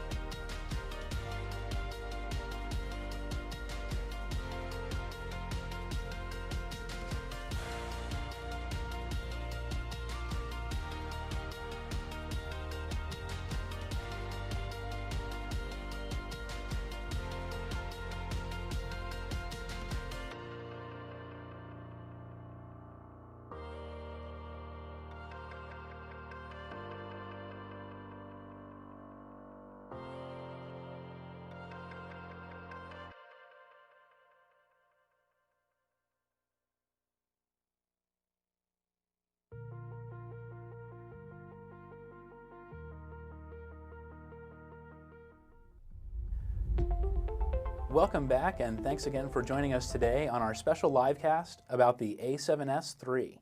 I'm joined now by Renan Ozturk and Kurt Morgan. Renan is a Sony artisan of imagery, and Kurt Morgan is a director and filmmaker. And before we do our Q&A with them, we're going to show the film that Kurt and working with Renan as well made about the a7S III.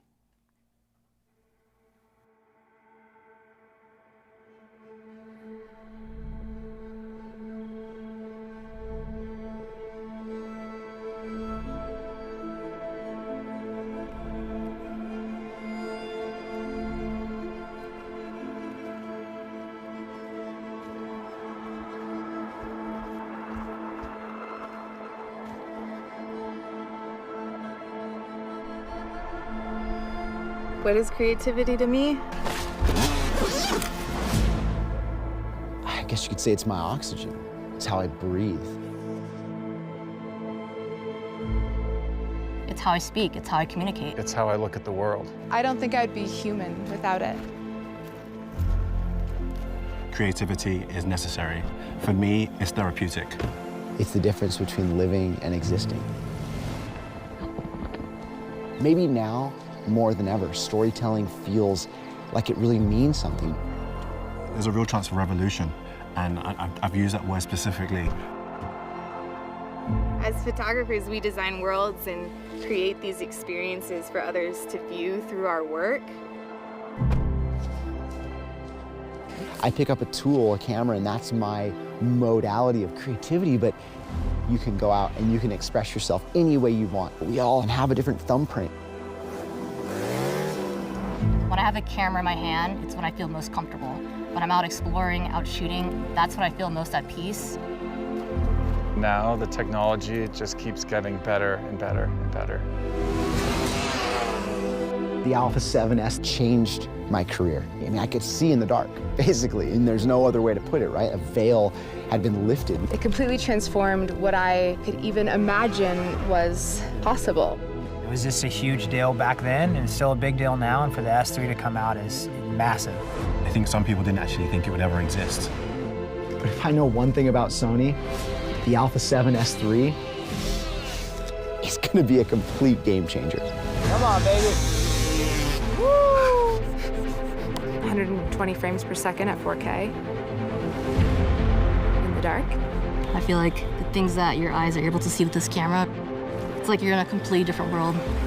Do you mind standing on the edge? This is mental, dude. We're shooting at 20,000 ISO. And it's perfectly clean.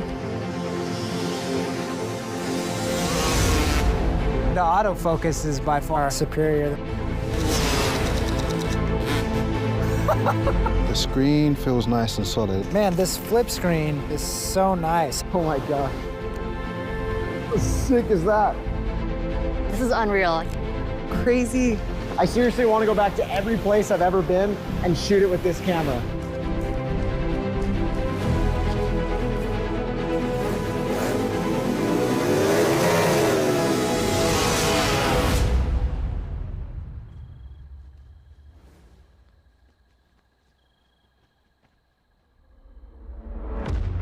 I don't think I've ever seen anything like that. All right, so we're gonna take it from the top. Buckada, buckada, buckada, chop.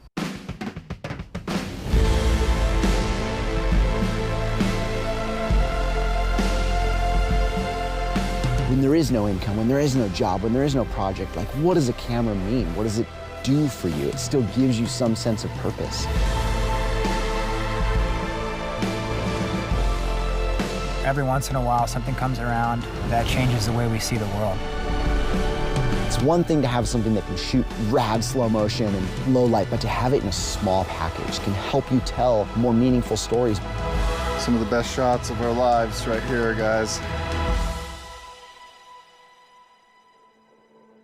Isn't that the whole point of creativity, to share your stories, to make a connection? This is why I love shooting. It brings people together on both sides of the camera. And I would say that in many ways, that's what the world needs more of. It needs more of your perspective, your vision. And when you find other people that share that vision, That's when you find your family.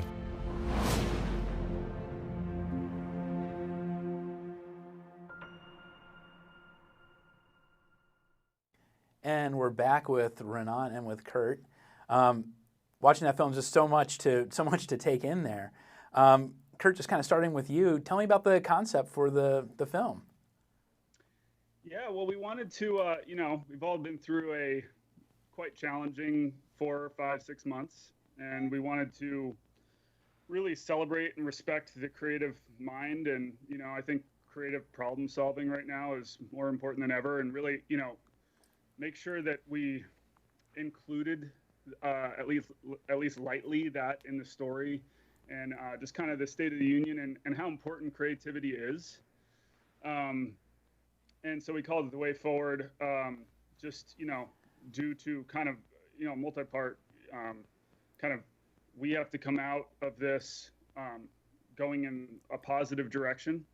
And from a technological standpoint, this camera is straight up the way forward. We got this camera in about a month or so ago, maybe 6 weeks ago, and I had written a lot of ideas and shot concepts for this, and it was funny because I was kind of doing it in the dark. It was a little scary because I wasn't sure if the tech would meet the dream, essentially, and I think Renan probably had a similar experience. You're designing all these ideas, and could it do this or could it do that? And I'm not totally sure. I have huge faith in Sony, but I don't know if my dreams kind of match. And I got the camera. It arrived at my house, and I took it out in my street. It was pitch black. I turned it on, and I could see a coyote in front of me. I couldn't see it with my eye, and it just it shocked me. And I was like, okay, we can do anything. So that was the kickoff. Yeah, and I mean, just to clarify, this wasn't just about the camera and people using it. This was made with the a7S III. Yeah, the whole video. And we're used to. I mean, in my world, we use all types of tools, and so does Renan. Not to speak for him, but part of me wanted to. I'm so used to using a big camera, and I was a little concerned to use a smaller, more compact camera just because I'm used to using a bigger one. Mm-hmm. And it just blew me away. Like, even watching it over and over, I've seen it like 500 times, and it's an incredible cinematic experience in a really small form factor. We were talking earlier, you and I, about the notion of risk-taking and, the kind of the way you planned out the film and what you wanted to do. You were taking a lot of risks, and you really weren't sure if they were going to work out. There's a lot of fear involved with that. In this kind of environment, you kind of want to play it safe. A lot of people might want to play it safe. You wanted to go in a different direction. Talk to me about that. Yeah, I mean, I've always played it a little risky. I guess, for this one, it's like, if you're not going to push it a little bit, then you're just going to wind up with the same product, And so I think smart risk taking is really important in filmmaking. Mm-hmm. But once again, we weren't really certain if we could shoot on the drone with the motorbike at night going 160 feet and 120 frames per second. It just didn't, the vision was there, but was the technology going to keep up with the vision? Mm-hmm. And that's always the question, right? And it is somewhat fear-inducing, and I think a big part of filmmaking is overcoming fear. Yeah. It's something that you just have to just face head on, and we're in obviously a global pandemic. That wasn't an easy place to kind of begin. So you're in a state of nervous energy and fear, and will this work, and can we pull this off? And every step of the way, the camera eased my my tension and made it a more exciting experience, because you go out and you shoot the Milky Way. Typically I would expose what, Renan, 20, 30 seconds at least.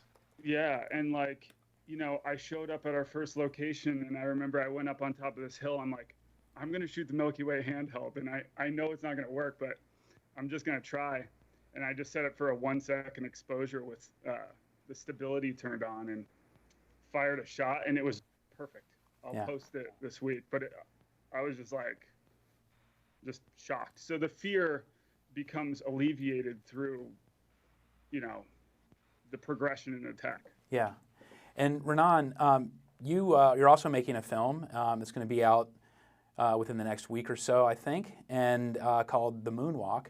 And not the same thing, but dealt with a lot of the same kinds of issues. You really took a risk in what you were doing there. Talk to me about The Moonwalk. Yeah, it's awesome to be part of all this. But The Moonwalk is essentially, it was an idea inspired by a friend of ours who died a few years ago, and it was a combination of knowledge of the landscape and knowledge of climbing and highlining, which is slacklining, so walking a wire in a natural landscape. And this whole art form has progressed over the last, 10 years to these incredible places. And it really just comes down to where you can imagine these lines and then where you can set up these art installations. And our friend Dean Potter figured out how to do one of these in the high country in Yosemite probably 6 years ago. And it was this image of a tiny little figure walking inside the circle of the moon, and I think that really opened a lot of our eyes to what might be possible. So we're trying to do our version of that with the greatest ability that the technology that we could get our hands on could allow us to do. And yeah, we're lucky to get our hands on one of the first units, and was working a lot with Kurt to dial in exactly how high we could push the ISO to get a clean image. And it turns out that it was really complicated and pretty stressful in the end, trying to get about 2 to 4 kilometers away from the subject as he's climbing. Andy Lewis is who we worked with.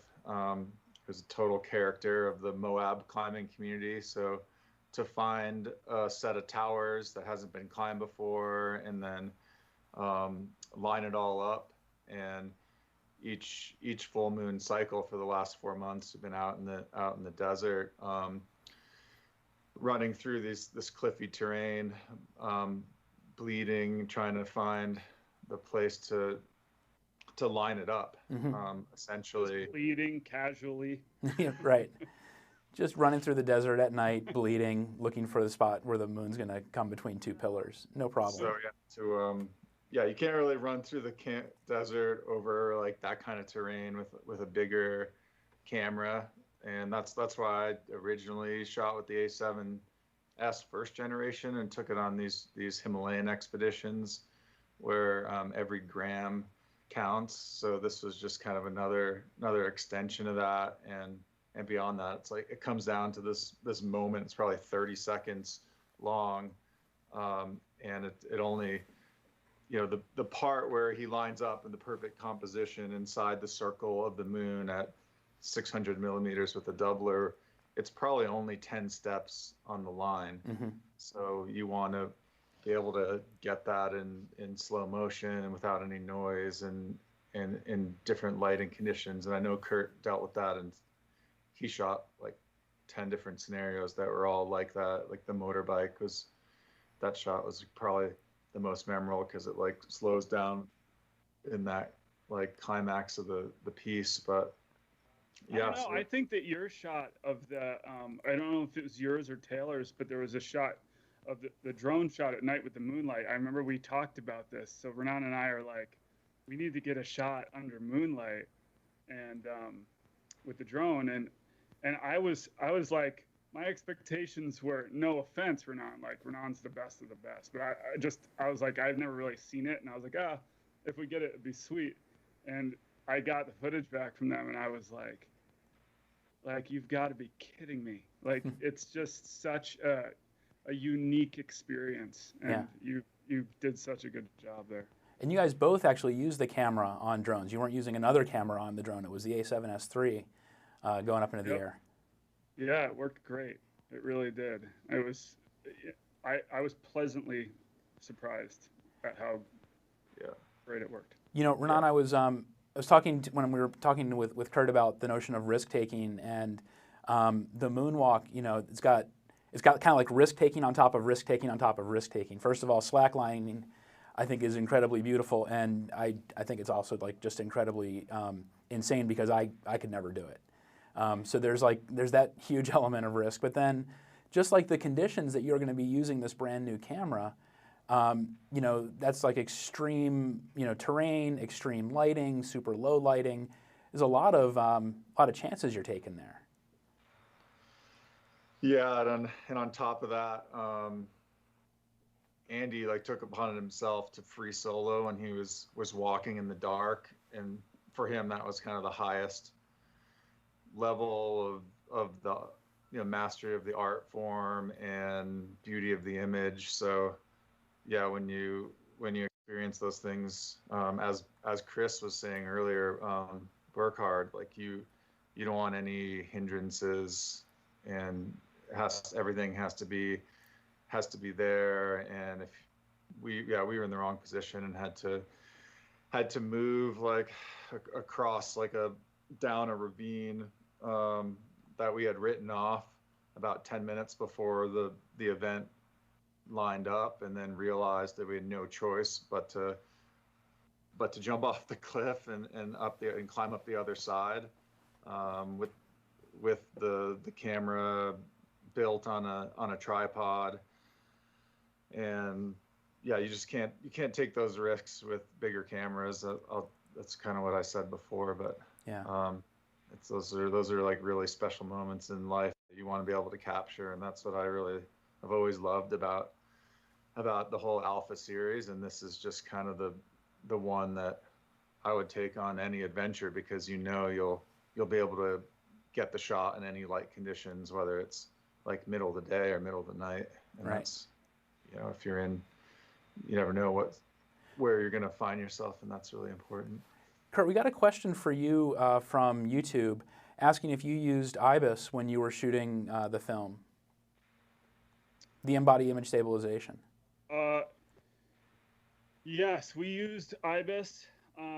We kind of used a combination. We were kind of, you know, honestly, we were testing everything about the camera, different codecs, different, you know, stabilization, hard sensor, just kind of going through all the motions. And, you know, it's shocking that you don't need a gimbal, like in most scenarios. I will say, you know, if you get the camera into a extremely high frequency, like, you know, vibration situation going 100 miles off road, you might want a gimbal, right? Mm-hmm. The thing held up, like I couldn't believe it, and it's almost like scary, right? It's just like, and yeah, I don't know or remember, but the crop factor when that's on, I don't even know if there is one, or maybe very, very, very small, like 10% or a small percentage, and so you don't really even notice anything from a framing standpoint. And yeah, no, it worked incredibly well. What surprised you most about the camera, or impressed you most about the camera? Well, I would say, you know, I always have a lot of fear when we get to the color, you know, to the very end of the line in a film is the magic moment, which is, you know, painting all the nice colors in and bringing out all those colors that are there. And working in 8-bit is challenging when it comes to color, and to be able to capture in 422 10-bit saved, I wouldn't say saved our lives, but it brought a lot of life out of the image.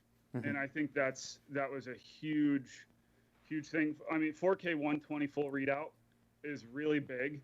I remember a shoot. You remember this, Renan? Must have been 12, 15 years. It was a long time ago, 10 years, I don't know. Renan and I went and did a shoot for a brand, on the Grand Teton. And I was in a helicopter. I remember telling Renan, I was like, I want to bring, these big cinema cameras up the Grand, and I want to, do these jib shots. And we were just having all these conversations. He's like, we can't. He's like, it's too heavy.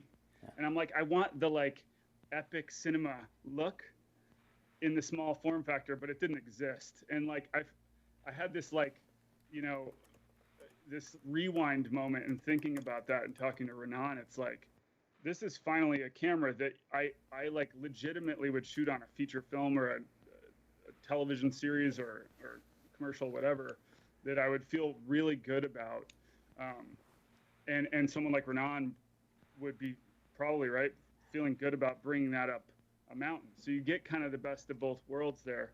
I think bottom line though, the thing is a absolute low light beast. Yeah.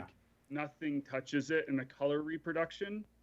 When you can see colors that you can't see with your eye at night, you don't really see a lot of color at night, and it's all there. Yeah. And all that luminance is there. So it just brings so much life to things that you can't see. Yeah. And that's, I think, what the heritage of the line is all about. And you really see that in some of the stills that Renan has. And we have an article on alphauniverse.com that showcases some of the work that Renan did shooting stills, where you really see that color and in that really low light, it just all kind of coming together. And Renan, what surprised or impressed you the most about the camera, and both for stills and for video? I mean, it's all the things that everybody's been talking about. Every single little improvement from the low light is definitely number one. Being able to essentially see in the dark. We were using it as night vision running around in the desert because just trying to figure out where to go in the heat of battle there.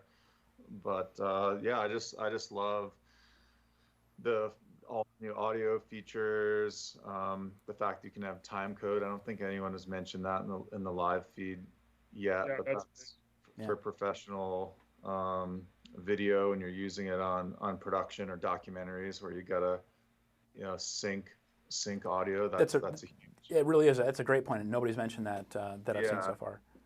And just the whole thing. There's a lot of little features, like even the one thing about the new touchscreen is and the fold out screen is you can fold it back into itself. So I'm really hard on gear, and I often just throw my camera in a backpack because you don't have time, and you're climbing a mountain or doing different things. So it's nice to be able to protect the screen in that sense. The menus I love, and for video and stills, I'm not like the biggest nerd with menu customization and all that, but I could figure it out, and I had a still setting and a video setting during that moonwalk moment, so I could switch back and forth between the two. And there's just a lot of things that change, and if he's only taking 10 steps on the line, you want to be able to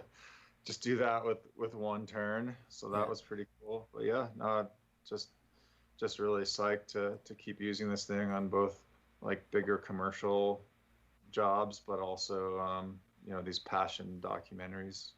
Nice. Well, I want to thank both of you for being here today. Thanks for answering our questions. Thanks for walking us through your productions. Kurt, the way forward's amazing, and Renan, really looking forward to seeing the Moonwalk when it's out. Thanks again for joining us, and we'll be back in just a moment with Toby Shinobi, a member of the Alpha Imaging Collective, who also had a chance to use the camera.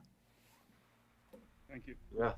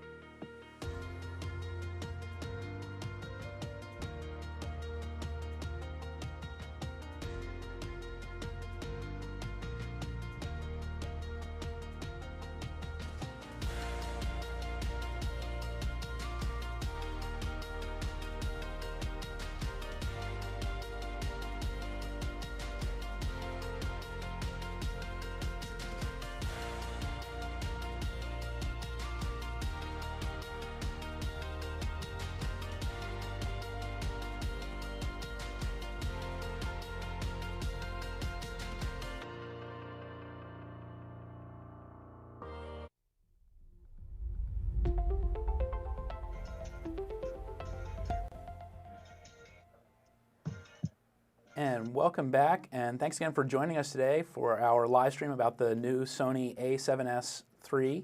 I'm joined now by Toby Shinobi, and Toby is a photographer and budding filmmaker and a member of the Alpha Imaging Collective. Toby, thanks for being here today. Thank you for having me. And Toby, you made a little video that we're going to roll here after having a chance to have the camera in your hands, and let's have a look at that. Cool. And welcome back, and thanks again for joining us. Yeah. Just work around me, okay? Sounds good. All right, let's do this. Yeah.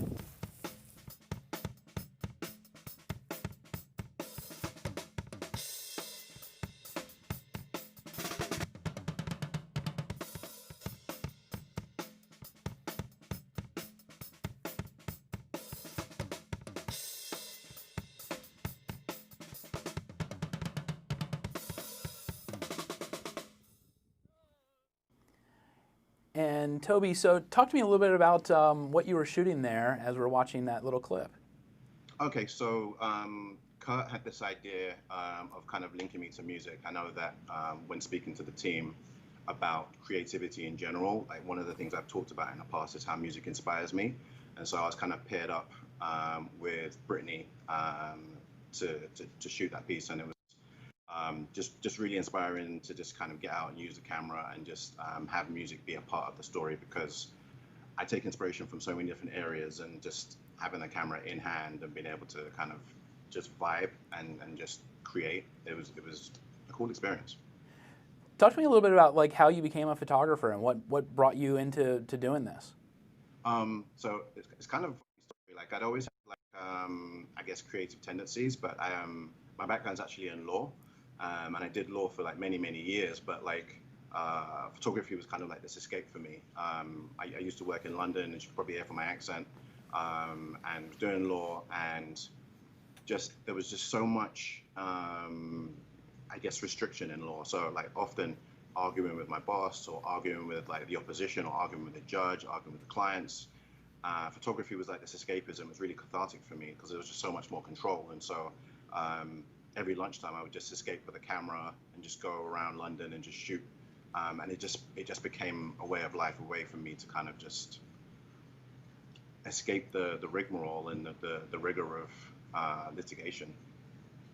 We were talking earlier, and you were telling me that you describe yourself as a visual storyteller. I think a lot of people use that term, but tell me about what it means to you to be a visual storyteller. I guess to be a visual storyteller, I think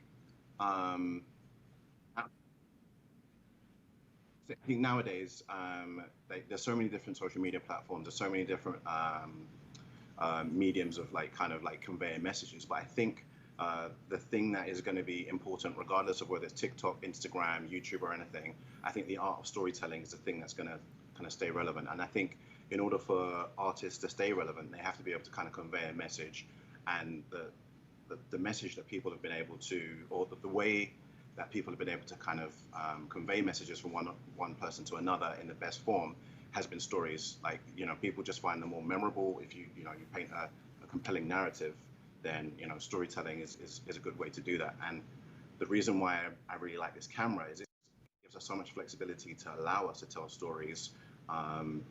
I think for someone like myself who's just come up with photography as my background and developed a very distinct visual style, the 422 and the 10-bit bit depth, that allows you to get really close to what I'm used to in terms of like developing my skills. So just editing that video that we shot that you showed just a minute ago, I was really amazed by how much color I was able to pull out of the files. It was game changing for me. Yeah. I've used Sony's other stuff. I had the first A7, and then I had the A7R2, A7R3, A7R4, and they're great for telling the stories. Yeah. But the jump up in what I was able to do with my color and the flexibility, and then being able to just switch to 4K, 120 frames per second. I think the thing for me that the a7S III brings that you wouldn't get in other things is the flexibility.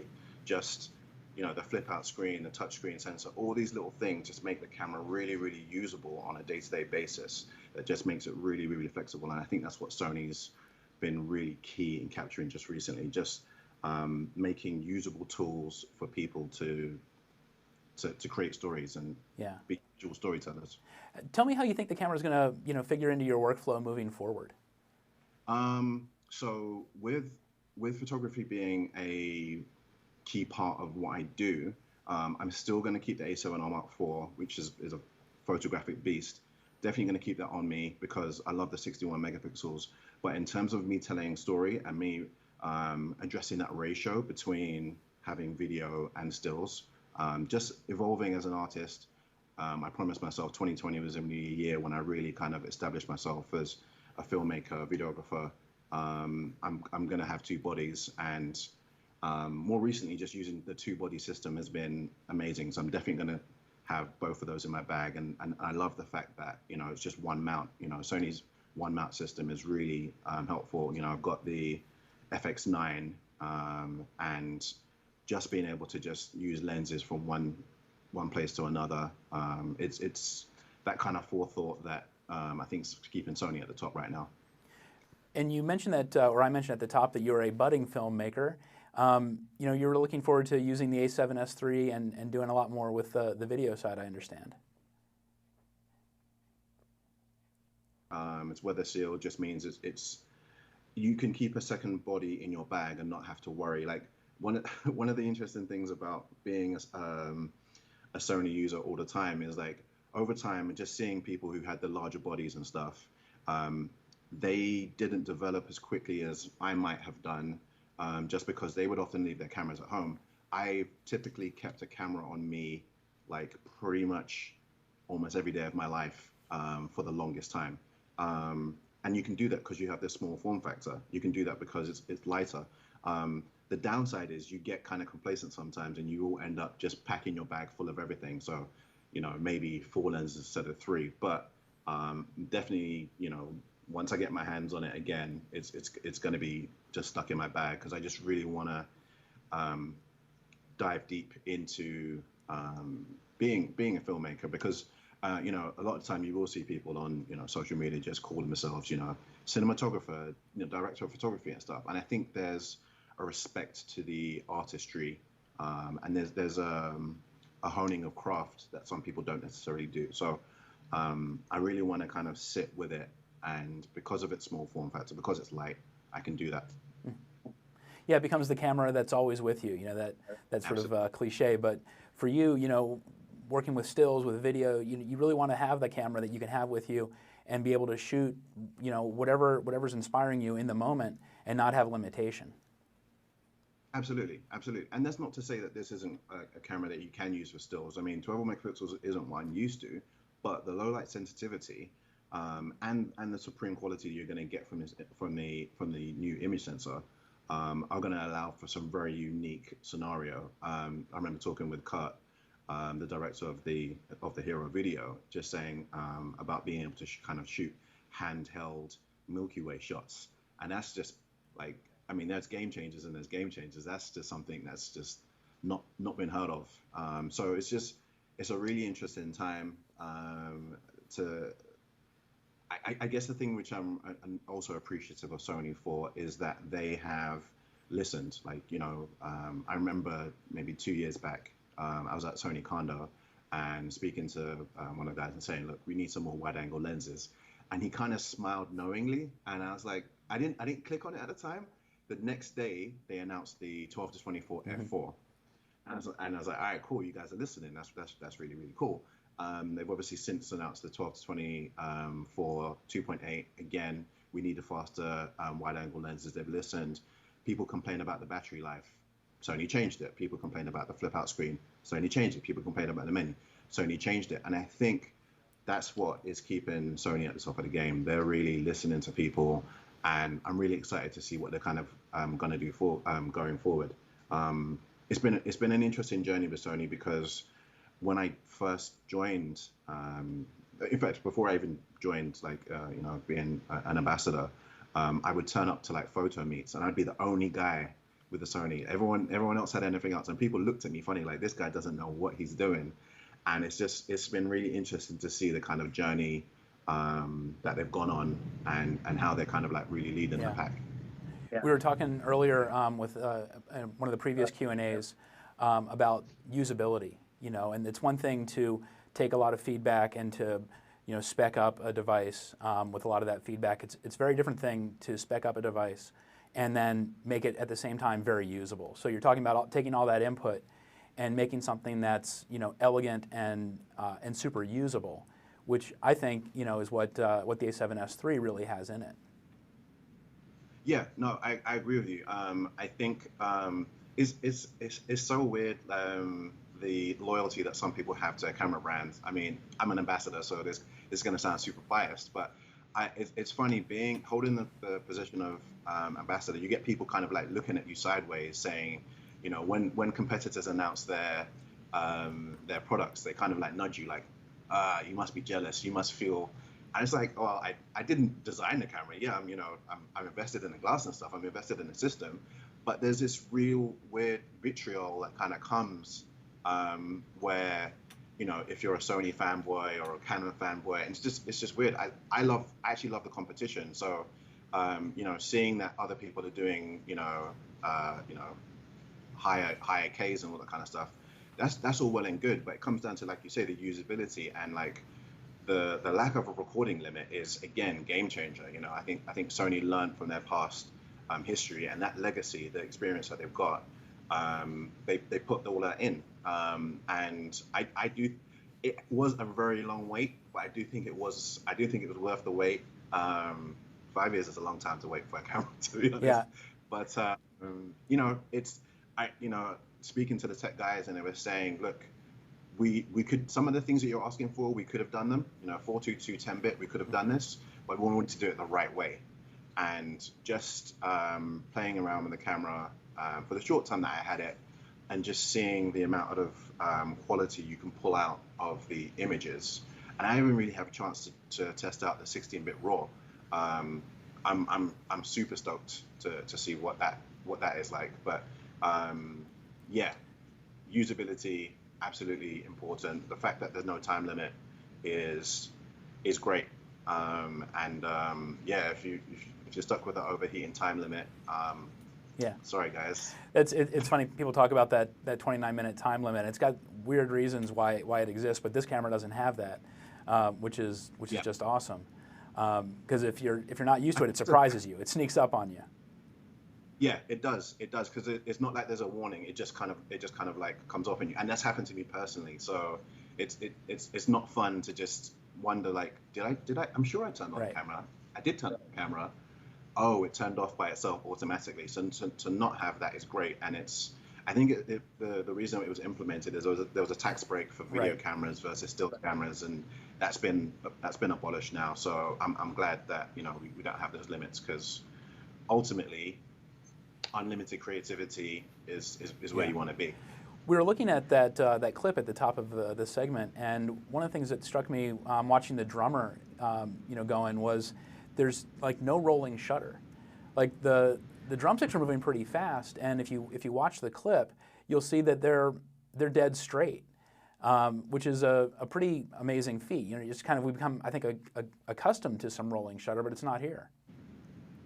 Yes, and I think this is a great time to kind of talk to the point that there are going to be people who want 18 megapixel sensor or a 24 megapixel sensor kind of thing, but the legacy of the A7S range is this low light sensitivity, and the 12 megapixels is what allows it to have no rolling shutter. It allows it to have the great ability to see in the dark. You can't achieve those things without having 12. So to ask for a camera that is all things to all men, I think I might be asking for too much. Maybe in the future there will be the ability to have larger more megapixels and still have the same sensitivity, but that's something that's down the line, and I think they've pulled out a technical masterpiece. Yeah. Do you like shooting in those really low light situations? I do. It's funny, like there are certain situations when, you know, low light is just going to be absolutely necessary. You know, you're going to find yourself in places where the light's not great, kind of thing. You're shooting indoors.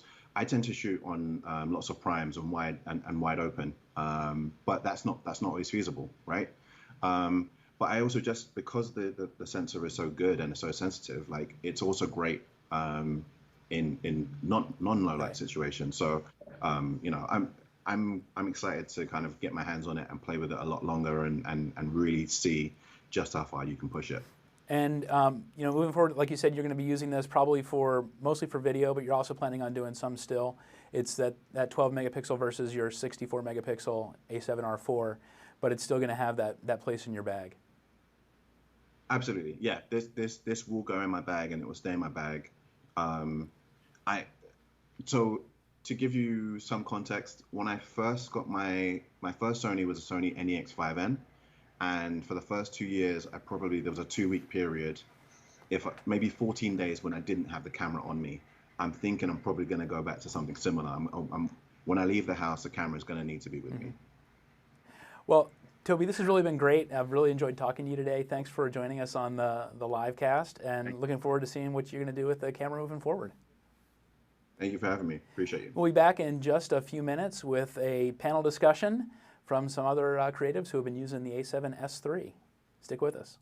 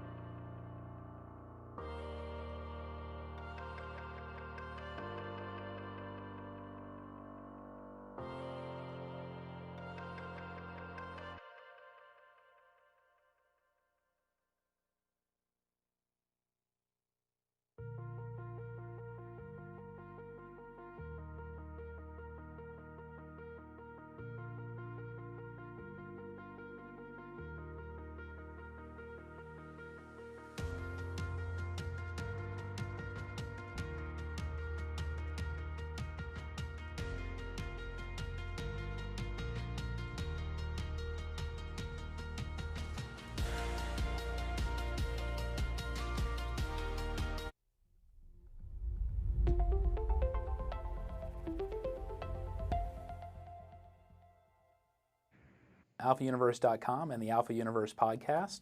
And joining me now on our special live cast about the a7S III, we have Garrett King, Tiffany Nguyen, and Jess Santos, all members of the Sony Alpha Imaging Collective. And I want to welcome you all and thank you for being here today. Thanks for having me. Thank you.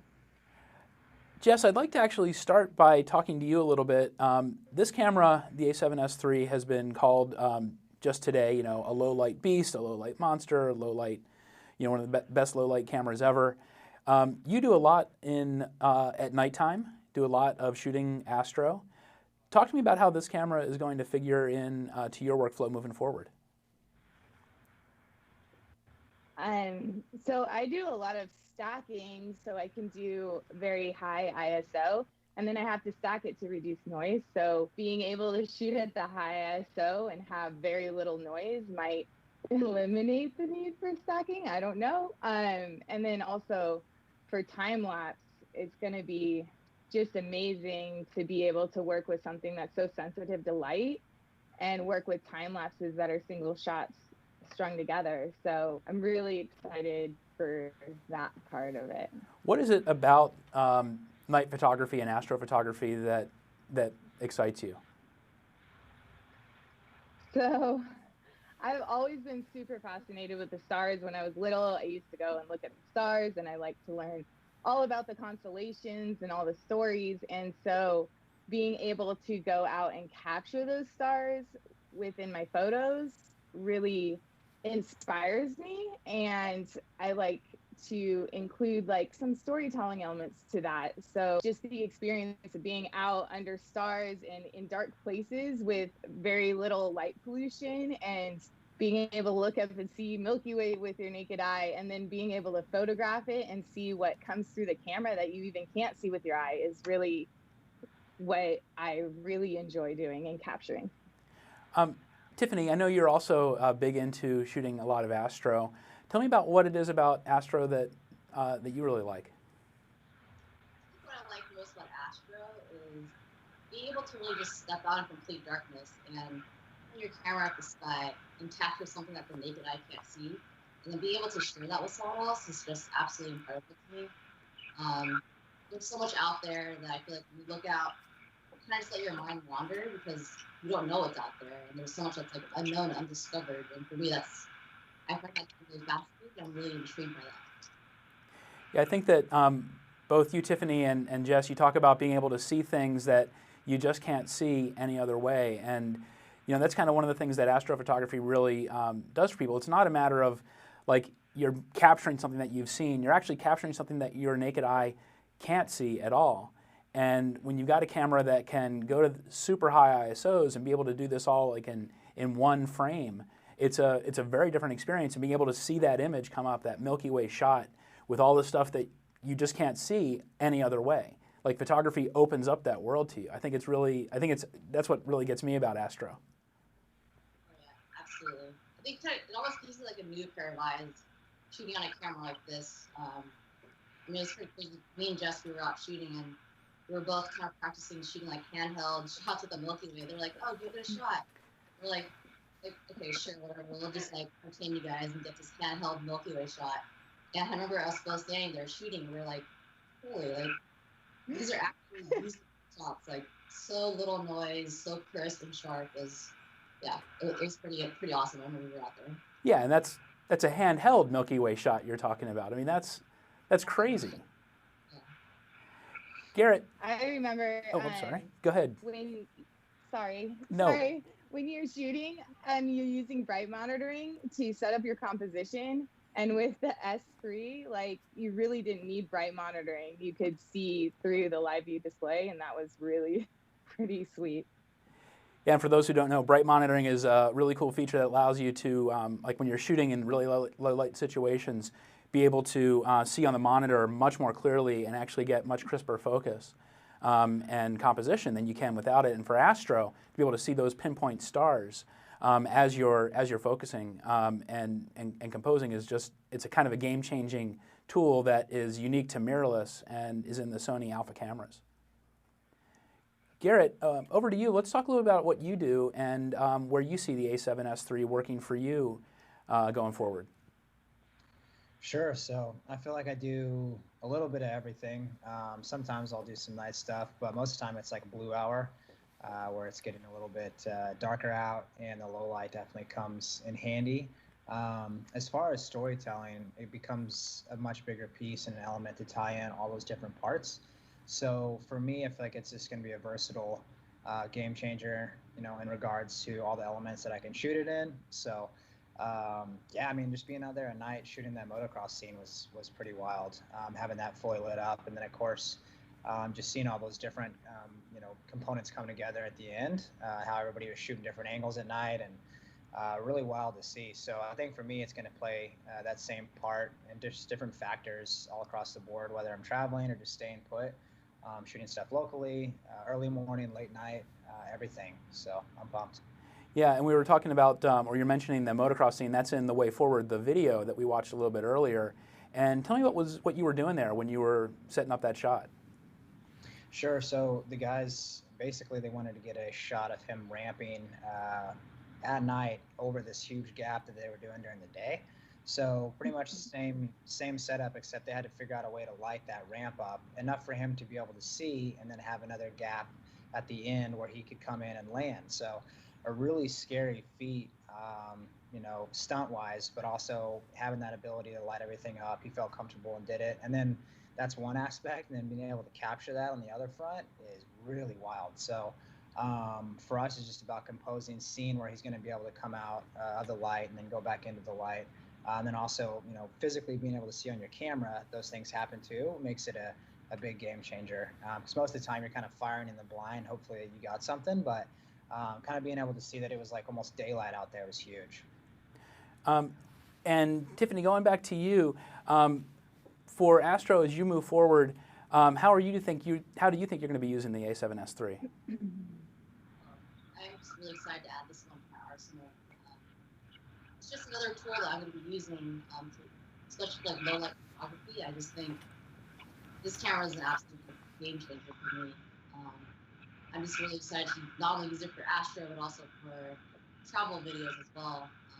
Storytelling, like Jess was saying, very, very excited about that. But I think just having the confidence of going out there, shooting, and being put in any sort of like shooting situation, and knowing that you're going to be able to get the best shots possible, I think I'm very excited for that.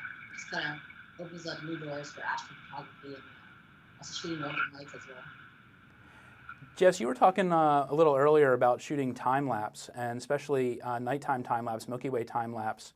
Talk to us about how you do that and how the A7S III is going to figure into that as you're moving forward. So I usually shoot like around 300 consecutive frames, a little bit more if I want a longer time lapse, and I shoot them around 3200 ISO now on either the R4 or the R3. But with the A7S III, I can push that ISO up and really get a much brighter image and use shorter shutter speed, so that I can even use longer focal lengths, because you have to adjust your shutter speed for the focal length so you don't get star trailing. So being able to use a higher ISO during time lapse and come out with a clean image is going to be really, really amazing. Can you explain that a little bit more about how you choose your shutter speed for a time lapse and based on the focal length of the lens? So the longer focal length you have to use a shorter shutter speed, because you'll get what's called star trailing, and basically it's like where the stars look like little dashes. In time lapse, you can have slight star trailing; it's not a big deal, but you don't want to have the little dashes because it will look strange in your time lapse or even in your single shots. So when you can zoom in and use maybe like 35 millimeters or something like that, being able to push the ISO up higher than 3200 will give you a shorter shutter speed, and you'll get rid of the star trailing in there. So. And so having that really, that high ISO capability really becomes a huge factor for that kind of photography filmmaking. Yeah, it's really a balancing of settings. So if you can only shoot at 3200 ISO, because past that you're going to get noise, so now you have to make a longer shutter speed of, say, 15 seconds or something like that. And if you're shooting at like more zoomed in than 16, you're going to have a lot of star trailing happening. So being able to push that ISO and then reduce the shutter speed, it really gives you more pinpoint stars. Garrett, going over to you, you do a lot of photography, really pushing a color palette. You and I have talked a lot about how you work with color. We talked a little bit ago about the color science in the a7S III. How do you see that playing for you moving forward? Yeah, I mean, I think definitely having that ability to have the 10-bit color range, and then of course being able to push it raw with the monitor is going to be next level for me. I've never really been able to edit a lot of raw footage. I mean, there's a lot of upper level, cinema cameras that you're able to do that, but to have this on the go and constantly be able to push that and have that tailor more towards, almost exactly how my photography looks and translate that into video is going to be huge. So for me, I'm really pumped on that just because I've seen the limitations of, 8-bit and certain other bits, that come into range. And I don't know, I think sometimes you just kind of try to ignore it because that's just all you have at the moment, but this will definitely be a much bigger step up. So I'm pumped on that. Let's talk a little bit about how you shoot, how you work as a filmmaker. Tell me about your filmmaking. Sure. Kind of, I guess, more or less, it's a duality between photography and filmmaking. So, whether I'm out, whatever story I'm supposed to tell, it's usually paired with photos alongside the video and what makes sense to help them pair together. So, for instance, like if I'm directing something or I have a certain story, lined up, I'll always have a few stills in there to help, capture and maybe more or less set that scene up and then go ahead and replicate that through video. So it's more of a kind of a guerrilla run and gun style on the ground, but at the same time still planning out shots and making sure all these things make sense. And then kind of simplifying to make sure that the story is actually told and it's not just like stuffed with. Sorry, fire alarm is going off. This is live TV without a net, so here we are. Sorry, guys. But yeah, it's just those two go together for me.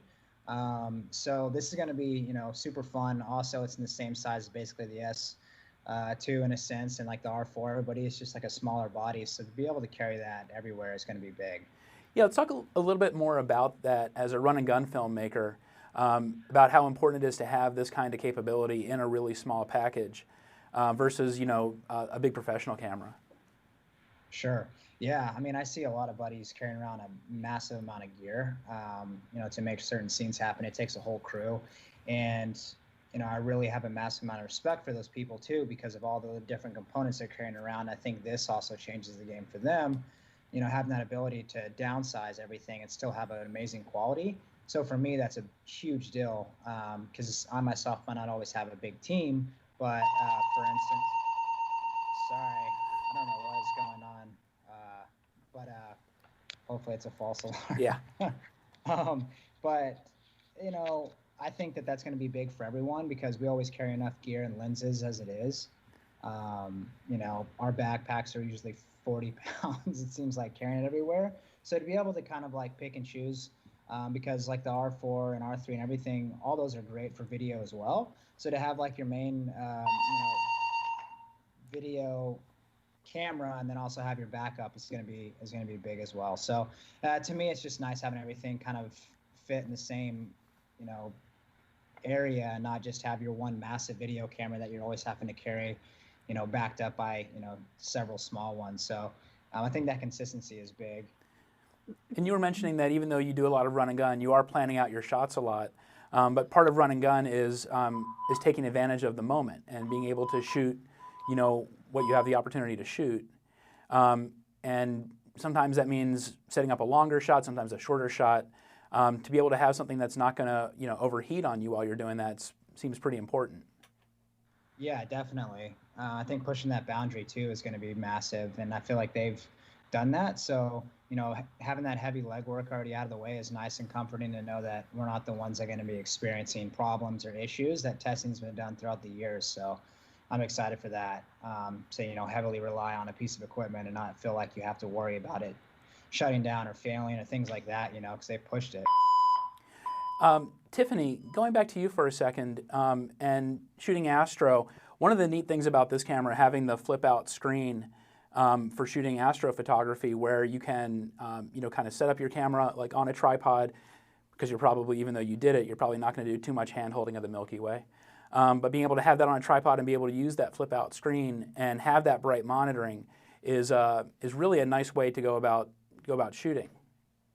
Oh yeah, for sure. I think astrophotography is already much more difficult than shooting during daytime, and I think having these extra tools for the new body is just going to be so much more helpful. It can already be really overwhelming stepping out in complete darkness, and you can't see things. Honestly, I think on the shoot, I left my tripod mount. I had to borrow Jess's tripod. It was just one thing after another. But making sure that you have all these extra tools that are going to help you, I think it's gonna make shooting a lot easier. And again, just give you more confidence when you're out there, so you can get the best shot when you're out there. Yeah. And for you, Jess, is that an important part of how you shoot? Being able to kind of have that perspective, use that flip out screen that way? Yeah, because I use a 12mm lens a lot, and so getting really low to the ground, you kind of have to lay on the ground with the screen on the R4 or the R3. So having it flip out and tilt up is really, really a game changer. I remember everyone asking for that at Condo, and when we had it, we really wanted it. So we're really excited to have it. Totally. All three of you kind of work in that, realm of being, visual storytellers, really doing new things with a camera. To have something like this where you can really push into these different scenarios, these different, push into the low light, be able to see things you can't normally see. It's like it enables you to tell a story in a totally different way. It's not really a question. I'm just kind of opening it up to all of you. Garrett, do you have a comment there?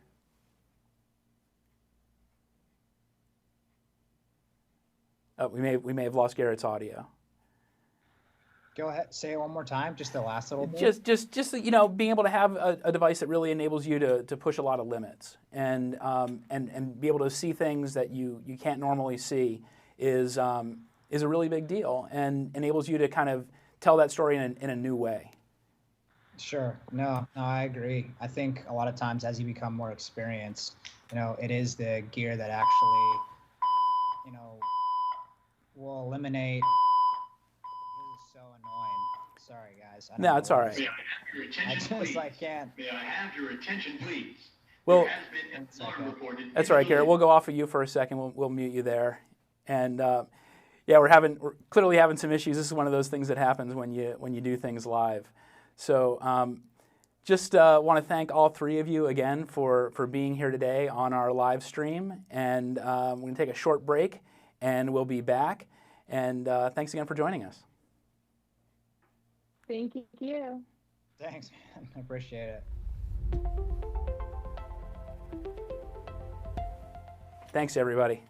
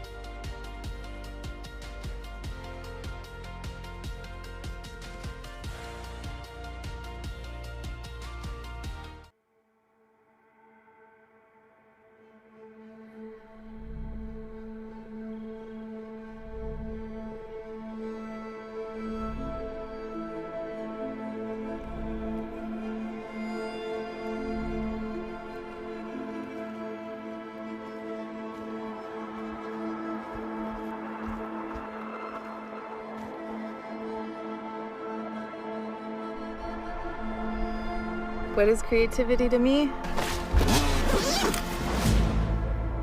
I guess you could say it's my oxygen. It's how I breathe. It's how I speak, it's how I communicate. It's how I look at the world. I don't think I'd be human without it. Creativity is necessary. For me, it's therapeutic. It's the difference between living and existing. Maybe now, more than ever, storytelling feels like it really means something. There's a real chance for revolution, and I've used that word specifically. As photographers, we design worlds and create these experiences for others to view through our work. I pick up a tool, a camera, and that's my modality of creativity, but you can go out and you can express yourself any way you want. We all have a different thumbprint. When I have a camera in my hand, it's when I feel most comfortable. When I'm out exploring, out shooting, that's when I feel most at peace. Now the technology just keeps getting better and better and better. The a7S changed my career. I mean, I could see in the dark, basically, and there's no other way to put it, right? A veil had been lifted. It completely transformed what I could even imagine was possible. It was just a huge deal back then, and it's still a big deal now, and for the S3 to come out is massive. I think some people didn't actually think it would ever exist. But if I know one thing about Sony, the a7S III is gonna be a complete game changer. Come on, baby. Woo! 120 frames per second at 4K. In the dark. I feel like the things that your eyes are able to see with this camera, it's like you're in a completely different world. Do you mind standing on the edge? This is mental, dude. We're shooting at 20,000 ISO. And it's perfectly clean. The autofocus is by far superior. The screen feels nice and solid. Man, this flip screen is so nice. Oh my God. How sick is that? This is unreal. Crazy. I seriously want to go back to every place I've ever been and shoot it with this camera.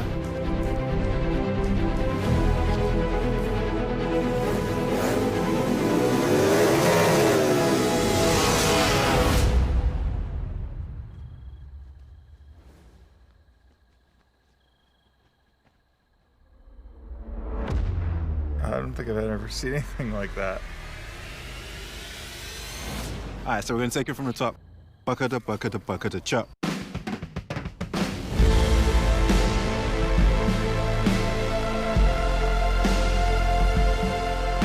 When there is no income, when there is no job, when there is no project, like what does a camera mean? What does it do for you? It still gives you some sense of purpose. Every once in a while, something comes around that changes the way we see the world. It's one thing to have something that can shoot rad slow motion and low light, but to have it in a small package can help you tell more meaningful stories. Some of the best shots of our lives right here, guys. Isn't that the whole point of creativity, to share your stories, to make a connection? This is why I love shooting. It brings people together on both sides of the camera. And I would say that in many ways, that's what the world needs more of. It needs more of your perspective, your vision. And when you find other people that share that vision, that's when you find your family.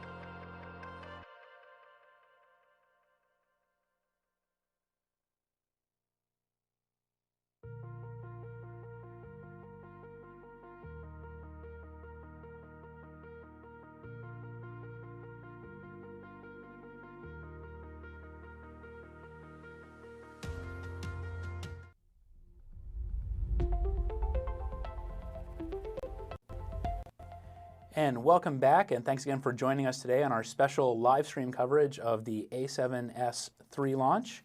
I'm Christopher Robinson from alphauniverse.com and host of the Alpha Universe podcast. And right now, my special guests joining us from Los Angeles are Justine and Jenna Izarek. Jenna and Justine and Jenna, thank you both for being here. Thank Hi. you. Thanks so for much for having us. Oh my gosh. Before we get started with our Q&A, we're going to show some video that you guys have been shooting around the A7S III. So let's roll that video.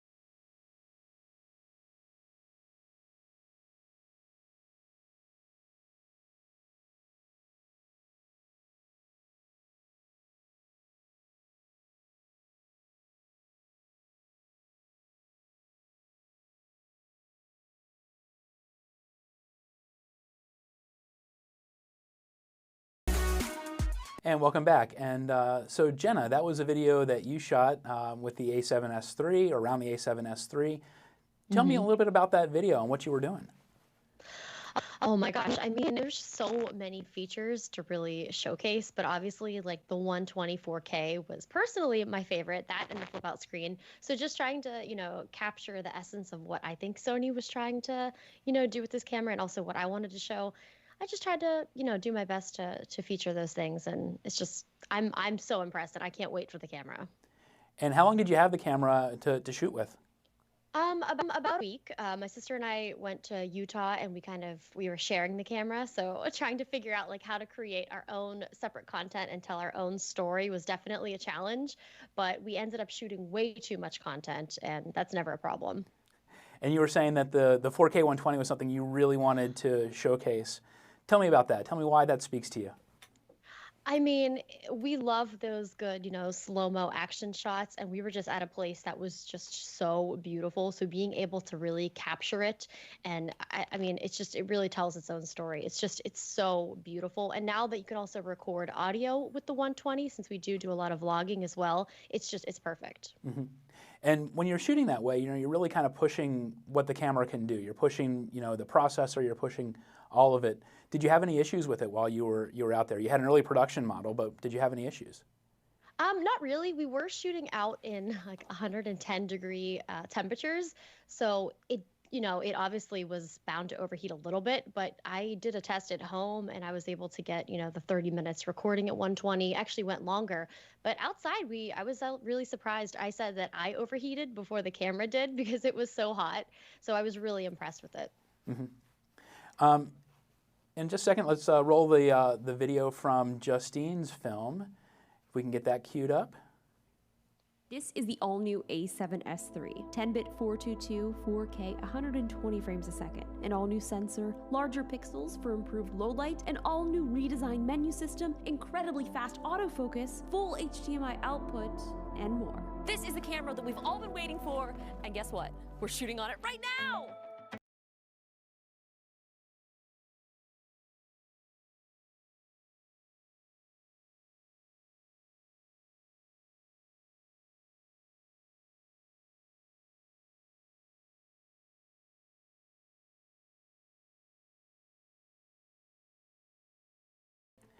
And so that was Justine Izarek's video. And Justine, we were just talking with Jen about her video. Tell me what you were doing. I realized you guys were sharing the camera kind of on the road trip together. What were you trying to really showcase here? I mean, I think we both were kind of just, again, trying to make a really fun video. And it was, again, difficult because we did have one camera. So while we were trying to get really cool time lapses, I'm like, man, if we had another one, we could be shooting all of the intros and all of the other parts to the video. But really, I mean, I think our goal was just to go out and have fun and kind of just show that in the video, but also show the features. But again, the 124K is, I mean, I love slow-mo shots, and I'm so used to shooting with external recorders. So we use like the Atomos recorder a lot to get like the higher quality bit rate and to get higher color. So being able to do that now, not having to have an external recorder and with a flip out screen, there's just so many things that it's just really everything that we've been waiting for. Yeah, that flip out screen and having that touchscreen capability on the flip out screen. I noticed you had the gimbal shot and you guys were just kind of doing a lot of handheld, a lot of moving around. How did that work? Good. Yeah, it was really great. I mean, I love like the Ronin S and it's so perfect. And especially we were using, oh my gosh, we had which lens were we using? The 12-24, the new G Master one, which was so amazing. And then we had the one of the other 24 G Master ones, which was giving us such incredible shots that I mean, we would just go back and like replay the videos out in the field. Like, look how great this looks. Yeah. I noticed that in both of your films, you had a little clip of the full-size HDMI input, which I imagine for you guys doing as much filmmaking and vlogging as you do is going to be a real thing. Yeah, I mean, I've bent so many of those mini and micro ones that to actually finally have a full HDMI, I'm super excited about. And getting that 16-bit raw output is going to be so awesome. It's completely unnecessary for some of the YouTube stuff that we're doing, but you better believe we're going to do it anyway. No, it's completely necessary. Yeah, I mean, can you have too much? I mean, is that No. I don't think that's a thing. No, I mean, the only problem is like the YouTube compression ends up just kind of downgrading all of our content. But I mean, you really can tell a difference though. Just, oh gosh, can we talk more about that 120? Yeah. Oh, wait. Oh, wait. No, we need to talk more about Jenna's astrophotography because I wish that I could take credit for it, but I can't stay awake past 9 o'clock. So I kept falling asleep. No, you were there. I mean, the low light capabilities of these devices, it's unreal. Like that's what I was most excited about. Like when I knew we were going to have the review unit, I'm like, Moab has some of the darkest skies. Like this is perfect. We unfortunately had a lot of cloudy nights, but we were able to sneak in a few really good astro shots. And I mean, it's unbelievable. Yeah. I mean, even shooting in the complete pitch black van, like I don't think I put it in our video, but it was completely pitch black and Jenna turned the ISO all the way up and you could still see me and it was crazy. What is it about Astro that you like so much, Jenna? I mean, it's just kind of, it's unreal because it's like you can see, especially in Moab, you could kind of see like the Milky Way with your eye, but just being able to capture it through the lens and the camera and seeing it from that way, it's just, I don't know. It's just unbelievable. It's crazy what you can do with cameras and technology. Yeah, having those larger pixels, I think, really makes a difference. And we had one of the A7 IIs, and just kind of having that in comparison to the S3, I mean, there's no comparison, especially with the autofocus. Doing the autofocus test, I think that's what kind of blew our minds, just seeing how quickly that thing was processing. And especially the rolling shutter. We did a couple of those tests as well. And it's just such a huge difference that, you know, people aren't going to maybe realize it up front, but when they start actually shooting and editing this content and seeing what it can do, it's incredibly impressive. You're talking about some of the testing that you were doing, and talk to me a little bit about your process, especially when you're on the road like this. You know, you're not working from a home base where you can say, hey, let's set up this, you know, really boring static shot and see how it performs edge to edge, something like that. You're actually out making stuff as you're evaluating. Tell me about that. Well, we brought everything from home. So we packed up in a Sprinter van and drove a very long time to Utah. So we basically had everything that we normally would have at home. But I think the first couple of days we just kind of went out and just used the camera and then kind of figured out from there what we wanted to cover. We also sort of started then making a list. I mean, we should have done more planning, but it's kind of hard to plan for situations that you're not really sure what we're getting ourselves into. And plus we've never even used the camera before. So yeah, I think a lot of it's we tell our story in the edit. And Jenna, your process, like what are you trying to do as you're out there and kind of playing with the camera, trying to test it and also get really great footage at the same time?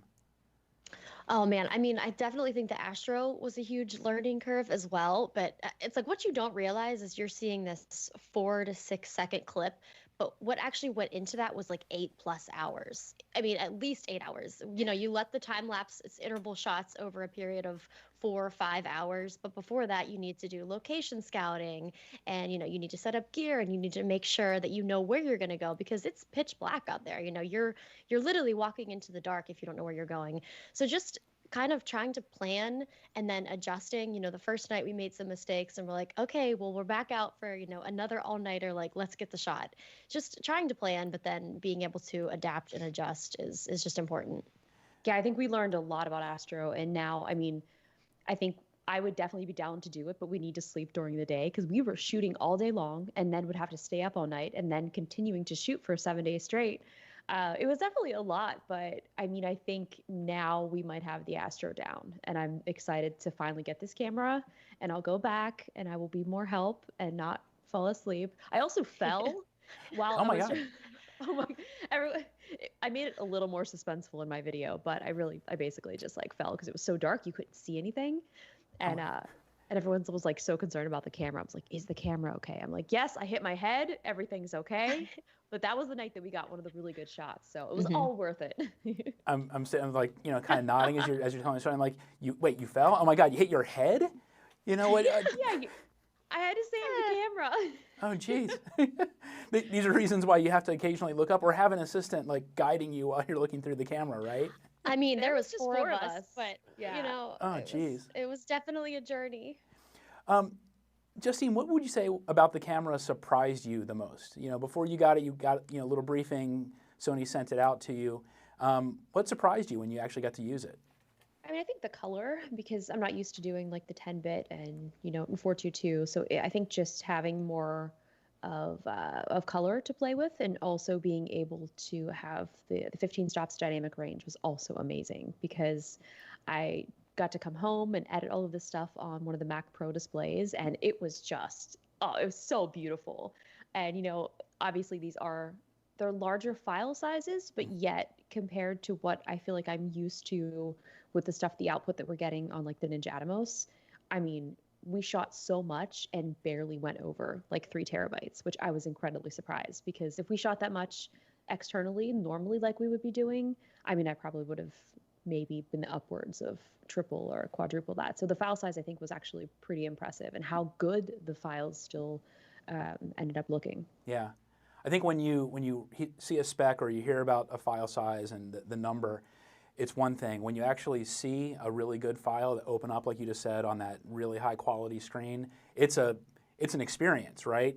You're It really is. It's a weird disconnect. Your brain's like, I know what this is going to look like, and oh, nope, it looks different. Yeah, I brought so many hard drives thinking that we were going to fill up everything, and I was like, oh, wow, this is great. Shot for a week, and I still have space to manage. Right. Jenna, what surprised you most when you got the camera?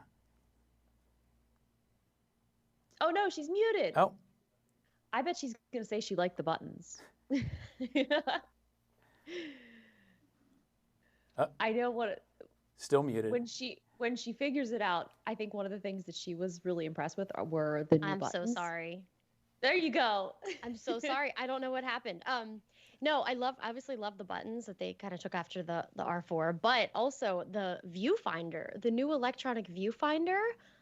It's so good. I mean, it's something that I feel like I never really, I mean, I used it, but not to its full advantage. But now with this new one and shooting out in like the bright sun, it's really, really impressive. But also the screen, you know, a lot of people are like, oh, cool, it flips out, you can see yourself.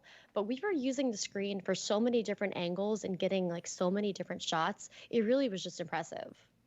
You mentioned the viewfinder. That's something that we haven't talked about at all with anybody else today. But I think it's a really great point, because it's a new viewfinder. It's super bright, super high resolution, and for a long time, you know, the 5 people that were still holding on to DSLRs out there were saying, well, it's a different experience when you look through a DSLR versus when you actually have that EVF. But this EVF is, you know, if that was your argument, then I think it's probably kind of gone. If that was your last argument, right? Yeah, it's very impressive. I mean, even at night when we were trying to, you know, using it to focus, and during the day making sure things weren't overexposed or underexposed, it was very, very impressive. Yeah, especially trying to get the focus on the stars. I mean, you were able to zoom in and really be able to tell a difference between, you know, each shot that we were taking. And we're like, okay, there's a little bit of star blur there. Let's change some settings. So, I mean, it was crazy, because we've never really done astro in that sense before, like, you know, really going out and spending that much time. So it was definitely a learning experience. So I don't know. I'm very excited for trying it again. Yeah, I love astro, and I find I have to be careful in a situation like this because I'll talk about it too much, and Yeah. you know, not everybody loves it as much as I do. So I'm glad to hear that you're into it. So at least we can have this conversation. But For sure, for sure. you know, it's a really great experience, and if you haven't done it, it can be really frustrating. Especially if you have something, you know, a tool that's not especially well attuned to it. It can be really difficult to do. And we were talking about that great moment when you see a big file open up on your monitor. Same thing, it's the worst experience when you have a lousy file. You're like hopeful and you open up on your monitor, it's like, nope, not sharp, right? But when you can really see, when you have this kind of a low light capability, it's really game changing for astrophotography, especially if you've never done it before. For sure. And so even before we went out, I filmed a sort of like my typical, like an unboxing kind of review video of another product. And so I was looking at that footage driving on the way up to Utah, and I was just getting so hyped, just seeing those slow-mo shots that we like to do for product shots, and just the low light, the lack of noise. I mean, there's so much that I love about this camera, and it's like, I just want people to have it immediately, just to really get to experience this. And now I'm so sad because all the videos that I shoot leading up to it just aren't going to look as good because we had to give it back. Well, you know, we were also talking with Chris Burkhardt earlier, and Chris was saying that one of the things about this camera is it makes him want to go back and reshoot everything that he has shot up to this point. So when the camera's out and you have your own, you'll just go back and reshoot everything that you've done to this point in both your lives. I mean, we both ordered 2 of them. We did. Yeah, so we're set. I'm very excited. I think it's just that 124K. I mean, I can't stress enough. We do so much slow-mo, especially with product shots. And obviously the in-body stabilization is a huge difference. It's because we do a lot of handheld stuff. So handheld 120 with the stabilization, like it's incredible. It's so smooth. It's so good. We've talked a lot about, you know, the slow-mo. We've talked about a lot about the Astro and other things. What is this camera going to open up for you if you had to say one thing moving forward? Like, what's it going to open up for you? Starting with you, Justine. Packing less gear, because I will just need to bring the camera. That's it. You know, I'm not going to have to bring as many hard drives. I'm not going to have to bring as many lights. It's going to save, I think, a lot of time, and especially the file size is going to be such a huge help as well. And Jenna? No, I mean, I think she nailed it. It's like you are just going to need less gear. You know, we have the camera. We now have the flip-out screen. So if I'm not using the Ninja 5, that'll be great. It's just, it's gonna be a more reliable device. Like if I only leave the house with this device, I'm gonna feel fine. You know, one camera can get all the shots. And that new menu system, it's so much easier yeah. to find things, touch screen, like the menu. I mean, it's what we've all needed for so long. It's beautiful. So I think, you know, you have a good product and, you know, that you put out when someone says, what's the one thing, and you can't stop saying things. Oh right? my gosh, yeah. It's a list. Well, thank you both for joining us today and being part of our special live stream. It's really been a pleasure to have you, and we'll talk to you soon. Thank you so much. This is great. And we'll be back after a short break.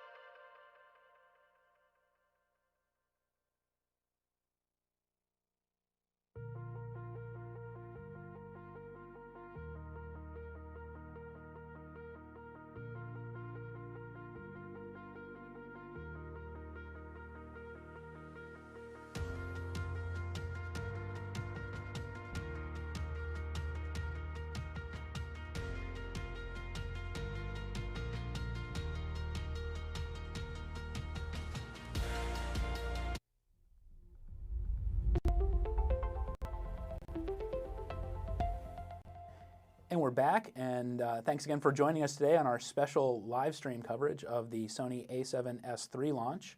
I'm Christopher Robinson from alphauniverse.com and host of the Alpha Universe podcast. And I've got from Sony Pro Support right now, Van Nguyen and Mike Bubalo. And Van and Mike, thanks for being here. Thank you. Thank you. Here. Great. A couple of quick notes before we really begin. This is a live Q&A. If you're joining us from alphauniverse.com, feel free to send us a question through the website. If you're on Facebook or YouTube, feel free to send us a question. We're monitoring that as well. And we have had a bunch of questions today regarding S-Cinetone, asking about that in the camera, which it does not have. And so for everyone who's asked that, there's your answer. And now I would like to get back to you, Van, and you have the camera in hand. Can you start by showing us a little bit more about the menus? We had you on earlier and we started going through that, but I'd like to get into it a little bit more. Let me switch to the view. Just by the way, these are my kids up here. This is Natalie, Ty, and you guys. They didn't come with the frame. Yeah. Alpha 9. Yep, that's my third child there. But here's the main menu, and if you hadn't seen it earlier in the presentation, it's really laid out very well. And I've had a very short time with this camera, and I kind of was concerned, like, I'm going to have to reprogram my brain because things are just laid out differently. But after a little bit of time with it, things are just intuitively in the places that you would expect to find them. And I think, again, that's thanks to all the people out there that have provided feedback about where they think things should go. It's very easy to use. Van, can you animate that for us so people can see how the menu shifts as you're moving through? There you go. Yeah, so on the left side, you've got the shooting tabs, which used to be across the top. And thankfully, we've kind of kept the colors the same. The first tab is shooting tab, of course, so you'll find a lot of the camera settings here. The second tab is the exposure and color tab. So you'll find a lot of the exposure adjustments, white balance, picture profiles, zebras, all that stuff here. And the next tab is the focus tab. So this used to be just kind of scattered, some on the first tab and second tab, and now we've got kind of a centralized place for it all. So all the focusing settings and stuff, transition speeds, although you can, adjust playback, of course, here, network, so all the Wi-Fi, Bluetooth stuff, and then setup is where you kind of have the under the hood adjustments. The menu changes when you go from video to stills too, correct? So now, when you're in stills mode, when you go into the menu, it's more still centric, and when you're in video and you go into the menu, it's more video centric. You can still manipulate some of the settings for each one in their respective menus, but it's more focused on your application when you're in one shooting situation than the other, and it just makes shooting a lot easier. It makes it a lot more efficient, and it just makes the experience a lot better. So, and are you using the dial right now, Van, or are you touching it? I'm using the jog wheel. Oh, okay. Yeah, because I'm obviously outputting this through an HDMI to a switch, so I'm not able to use the touch. But what I can do is, let me switch to this kind of other view here. I can remove the HDMI cable out. The menu comes to here, and I can actually, let's back up, turn the touchscreen on, and should be able to just tap. There you go. Awesome.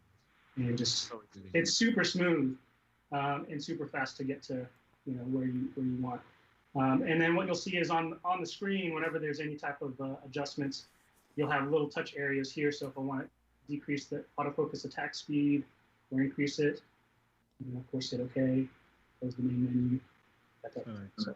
Which also means when you have that screen flipped out in a shooting scenario where you can't access the back of the camera, you'll be able to set one of the top buttons as a customized button for your menu, and then you can scroll through and go through your menu even while the camera is against the dashboard of a car or windshield of a car or in the corner or in a rig, shooting rig. So it really makes a lot more usability than what we've had before.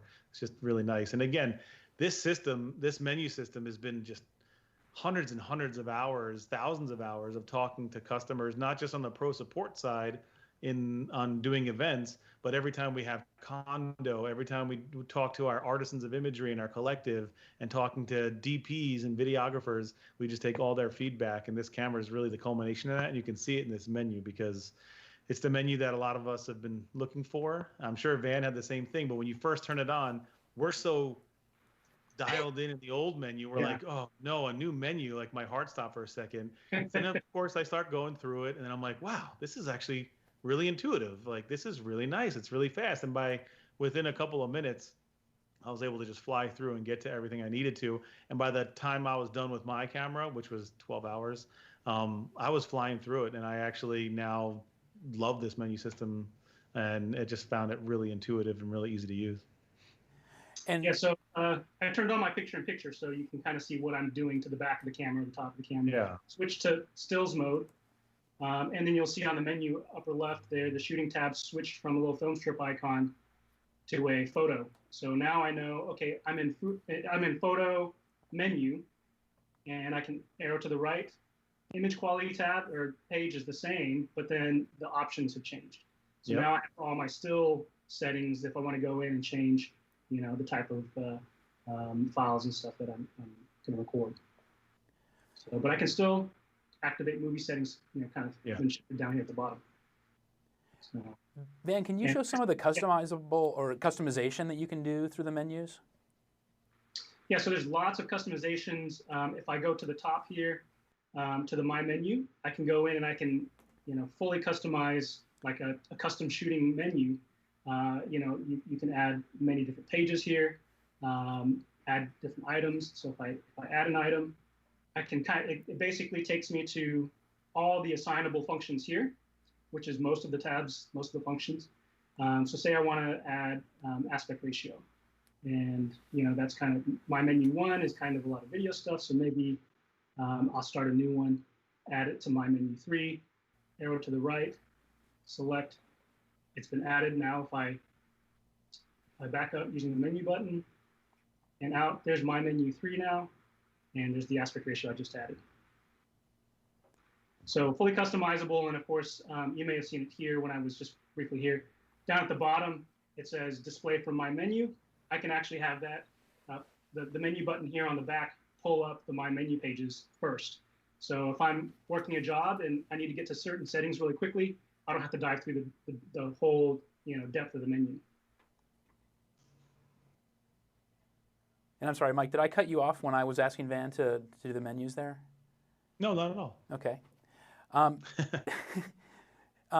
Van, could you get out of the menus for a second and just sort of help us to walk around the camera a little bit more, around the outside, show people that in kind of a virtual hands-on experience?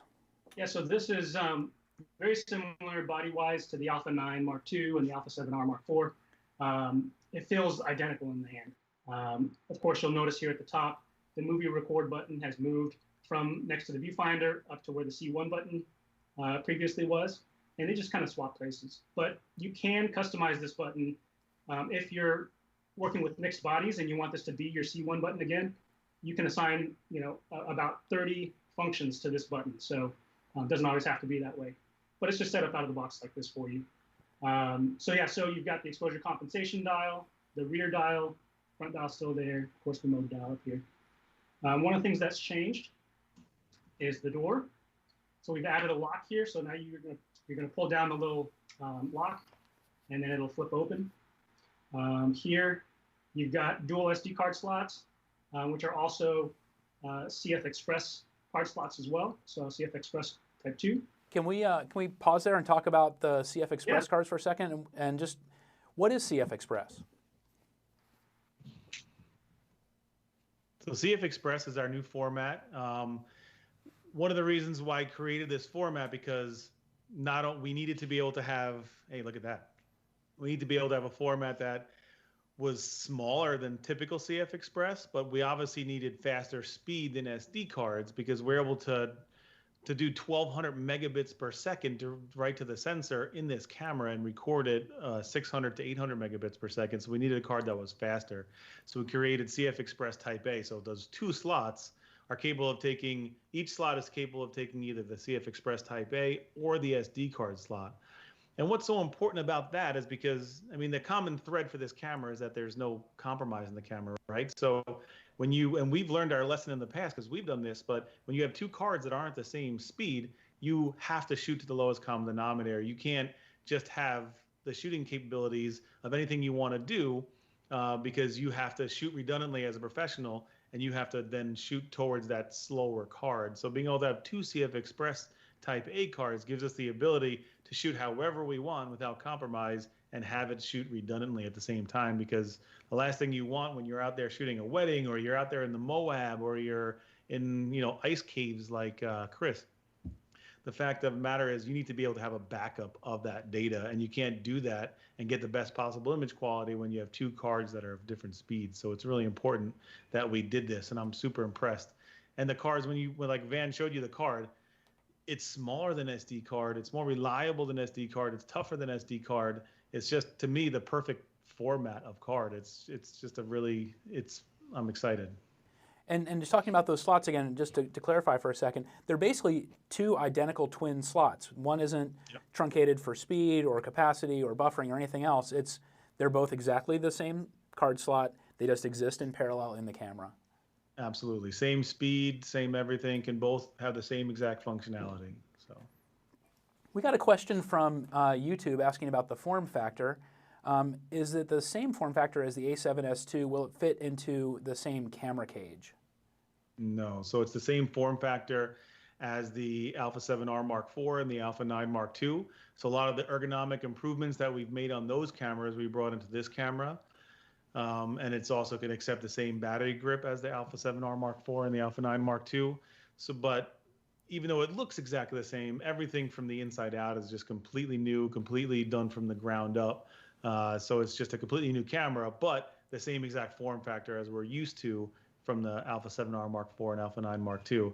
So again, the same grip, same form and feel. You can see on the top of the camera, there's that big record button. Mm-hmm. So that is something that is a little bit different on the physically on the camera itself. But overall, between that record button, obviously the ports, because you can see that Van's using the full HDMI port, and then the LCD screen, it's overall the same footprint. So. And Van, I interrupted you to talk about the CF Express cards. Please continue with that walk around. Yeah, so the CF Express cards basically kind of have the same kind of look as the almost footprint as the SD card. So you can see it's not much, of a difference in terms of the width, but you can see the cutouts there. Yep.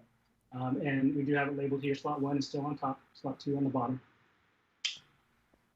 And then the ports on the side here, a lot of people were interested in seeing these. This is a MacBook charger, USB-C, so it's basically providing some power delivery there. And then I'm going to take off this cable. And that power delivery, like Van just said, it can actually charge the camera faster than it discharges. So it's the first time that we've done that on an Alpha. So you can have unlimited record time while charging via USB-C, which is huge for that videographer that has a camera on a rig or you're doing time lapse. Obviously, you need the appropriate powerful charger to do it, but the fact that you're able to do it increases the ability to be creative out in the field when you're remote. Yeah, and it's a lot easier to find if you arrive on site and you're like, oh man, somebody didn't pack the HDMI cable. You can run out to a lot of different shops that'll sell just a standard HDMI. The doors are very good. I kind of pull. You have to kind of pull pretty hard. So the weather sealing is very good on this body. The channels that are here on the door and of course on the inside of the camera seem very deep. It's pretty solid. Again, based off of a lot of feedback that we've gotten from previous customers, they've definitely listened. People were asking if we can flip this around. Yeah, so we can do that. Does that weather sealing adversely affect its ability to displace heat? Does it create a heating issue at all? No. So one of the major things in this camera is that we wanted to create virtually endless video recording time. So there's obviously no 30-minute record limit, but we have record times that are over an hour or more. So the heatsink that's built into the camera was made without a fan.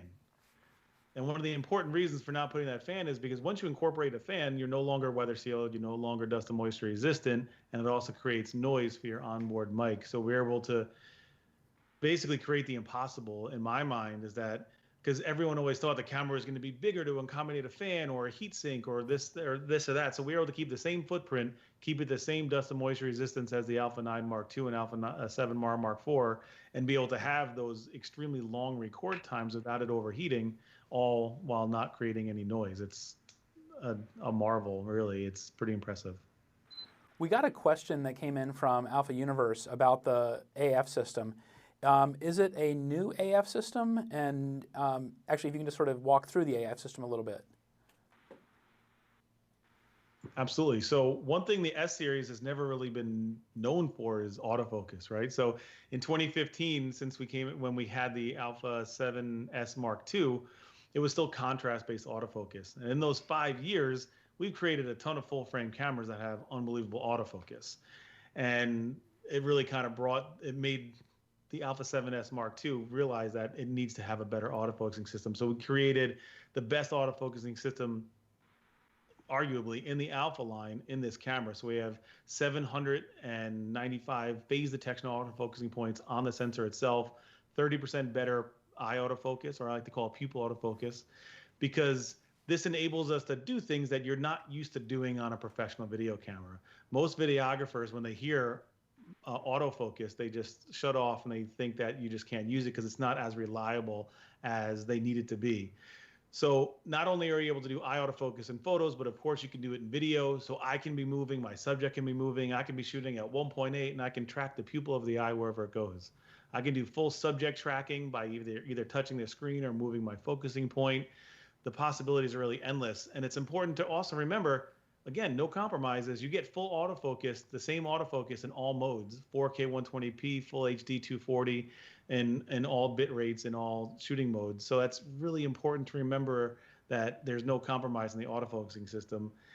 And it also focuses in near darkness. So the camera can see in near darkness, but it can also autofocus in near darkness. At -6 EV, it's able to shoot at f2 with -6 EV in complete darkness. It just gives you the ability to do things that you're just not used to being able to do. So, and when we say near darkness, I mean when I go outside and I can't see my hand in front of my face because it's so dark out, I'm able to record, I'm able to get beautiful imagery, and I'm also able to autofocus on someone's pupil at the same time. It's just really incredible. And beyond that, for the first time in Alpha, we've made lots of focusing parameters designed just for videographers. So now the transition speed, when you're going from one subject to the next, can be controlled in 7 different steps. So you can really get that nice simulated rack focus. And then also the subject recognition speed, where you can change from one subject to the next, you can change in 5 different speeds. So that way, if I'm following my subject and then another subject comes into play, I can have it just stay steadfast on that first subject instead of switching over. Or I can make it so it automatically switches over to that subject that's in the foreground, to be able to give you just a lot of creative freedom and really have that true cinematic look while maintaining autofocus. So it's really a tool that people can really rely on in terms of autofocus, and it becomes more like instead of having to manipulate that hardware to do what you needed to do, it becomes an extension of your creative vision. So you don't have to really think about the product. The hardware can do the work for you, and you just concentrate on what you need to do. Right. It's pretty cool. We've been talking with a lot of the guests today about that kind of usability, that kind of performance. You know, it's one thing to have a whole lot of specs crammed into a body. It's another thing to have something that becomes really usable and really really capable. And you were just talking about the autofocus system. It's like one thing to have a new autofocus system and to have a low light monster of a camera. When the two work together, you've got something that becomes a very usable, tool for a lot of different creativity. Talk a little bit about the multi-interface shoe, if you would, please.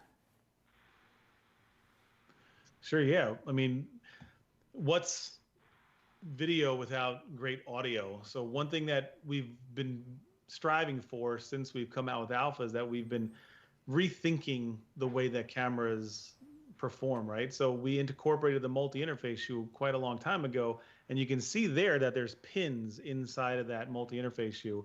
And those pins allow us to put adapters on there or microphones like the XLR, like external microphones that give us really good quality audio. And one thing that's different on this camera is that with our XLR K3M, through that multi-interface shoe, we're able to get a true XLR audio quality that gives us 4-channel 24-bit recording, which gives us unbelievable quality in terms of audio that matches the unbelievable quality of video that you can get in the camera. And it just changes the landscape because most cameras in this space just have a mic jack that needs to be adapted to a Beach Tech for XLRs or whatever it is, where this camera, you're able to utilize that multi-interface shoe and get true uncompressed 24-bit linear PCM audio in 4 channels, which is pretty incredible. And it's not just analog anymore either. With the Alpha 7R Mark IV, we incorporated digital audio as well. Gives us better signal to noise ratio, better denoising, so that way the background noise is almost completely eliminated. You're able to change the way the audio sounds and be able to just get 24-bit now out of a digital signal, giving you the best audio performance of any camera out there. It's pretty crazy. And Banner is just showing you the ability to do 4 channels at 24-bit is. This is the monitor, and under the monitoring options here, you can monitor channels 1 and 2, or 3 and 4, or combine 1 and 3 and 2 and 4, or if you're doing mono, then or single channel, you can just have it monitor that as well. So there's a lot of capabilities. Yeah. So obviously, I also mounted the XLR, not an XLR adapter, but a stereo microphone here to the top to show the multi-interface shoe. The nice thing about any of these microphones that like Mike was talking about is you don't have to worry about this cutting out on you during an interview or during a critical time while you're filming, because it's actually pulling power from the camera. So as long as your camera's powered, your microphone, of course, will receive power as well. We got a question over YouTube asking to explain why Sony chose 12 megapixels. Because it's a new sensor, isn't it, Mike? Yeah, so it's a 12 megapixel sensor, but it's brand new. Everything is created brand new.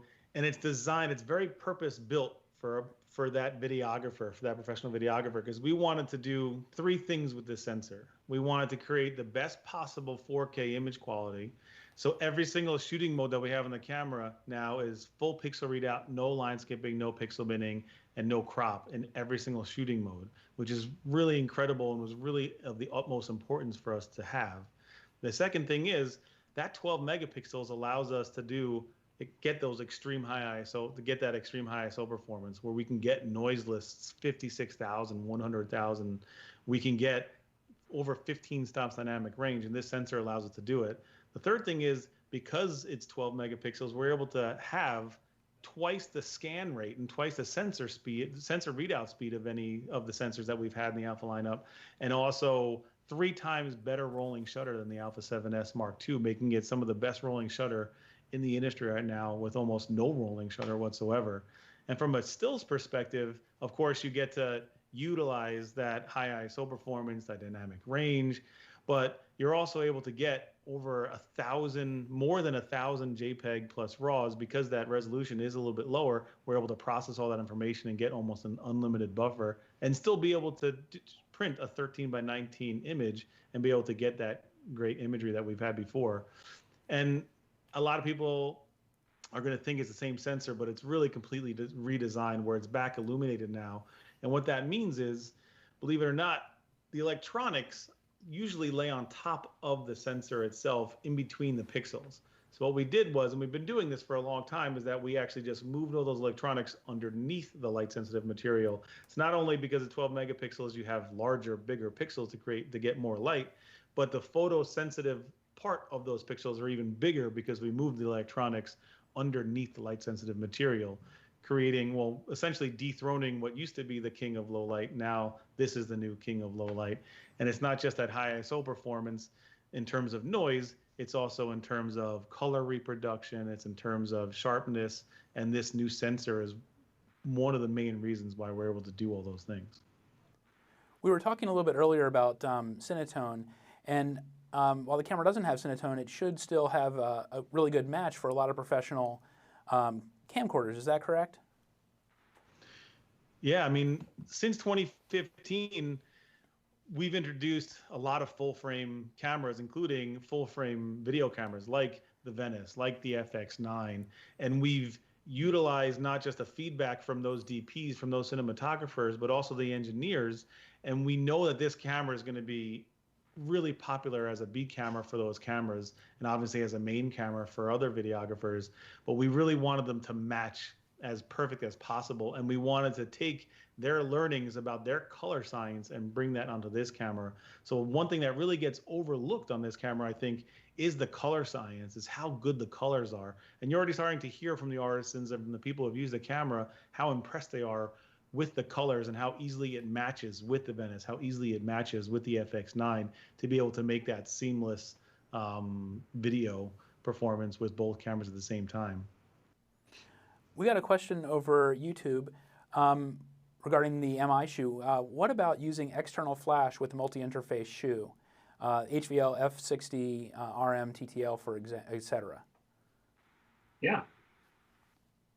Yep, it's compatible with all of our current flash lineup, of course. Anytime you mount, one of the nice things about the multi-interface shoe is anytime you mount one of our accessories, there's communication that happens. So, you know, if you're mounting a wireless command trigger, it'll automatically tick on, you know, the wireless flash mode, and then also disable the live image preview. So there's really not a whole lot that you have to do and remember to do when you're using Sony accessories. Of course, you know, there's a lot of third-party accessories being developed out there. Some of them may operate the same way, some of them may not. So, you know, we can't speak for that. But with the HVL F60, yeah, no problem. It's just going to, you know, you got to remember that it's going to kick over to mechanical shutter at that point, you know, just for any type of flash application. Even you know, the Alpha 9 Mark II needs a mechanical shutter to do flash. Is there any anti-aliasing or OLPF filter on this camera? I have to find out. I'm not sure at this point. Okay. We will check on that and find out more.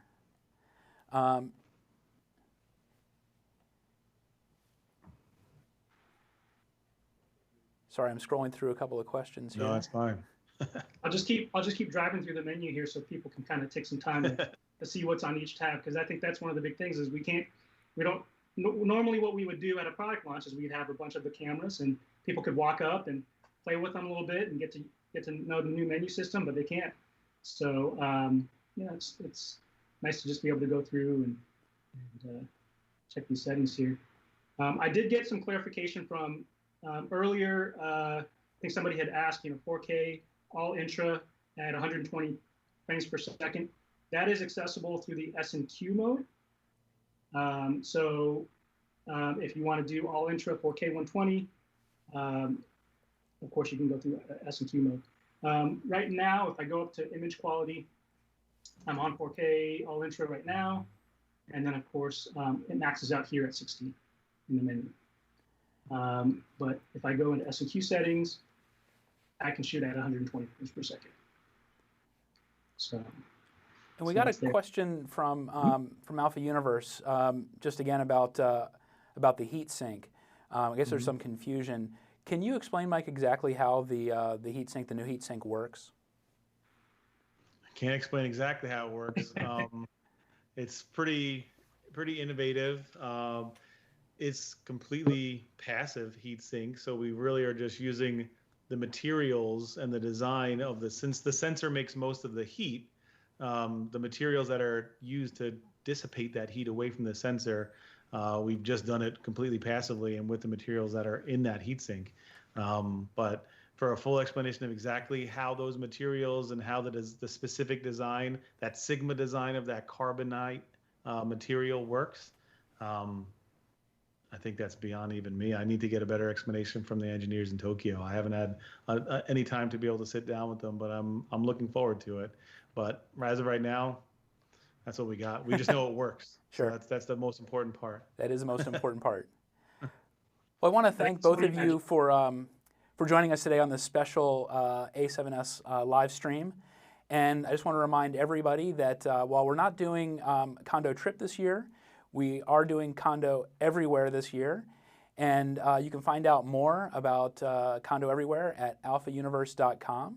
And we have a couple of giveaways going, so please go and check out Alpha Universe for those giveaways. And again, Mike and Van, thanks very much for joining me today. Thank you. Appreciate it.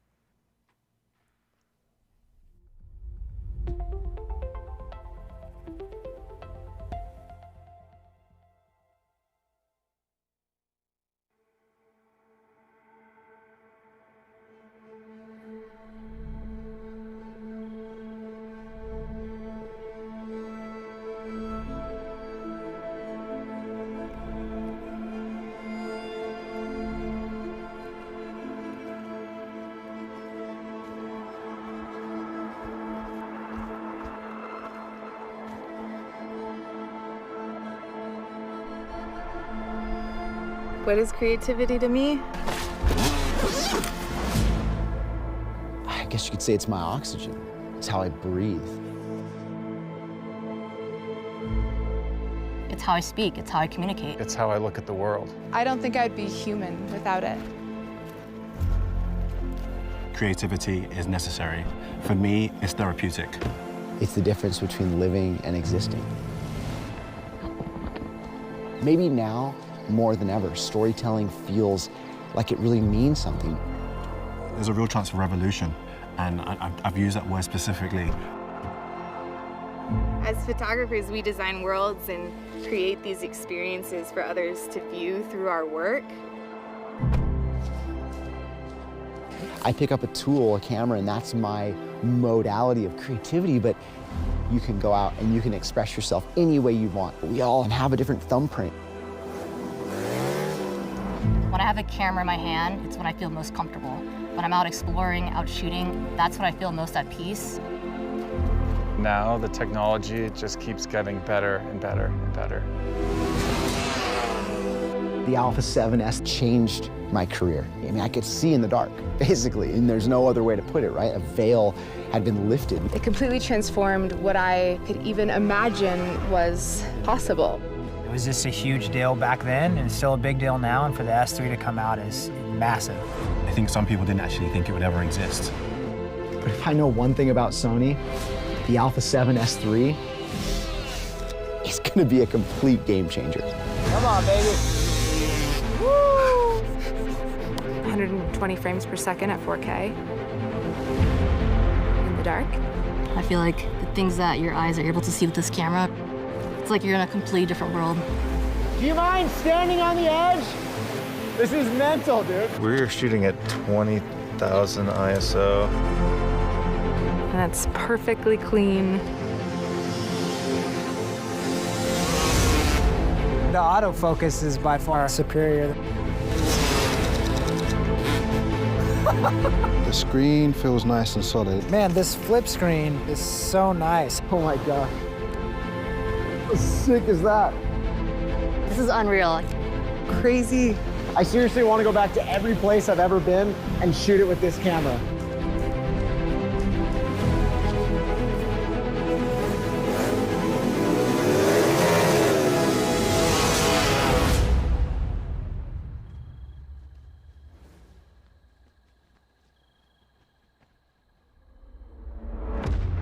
I don't think I've ever seen anything like that. All right, so we're gonna take it from the top. Bucket to chop.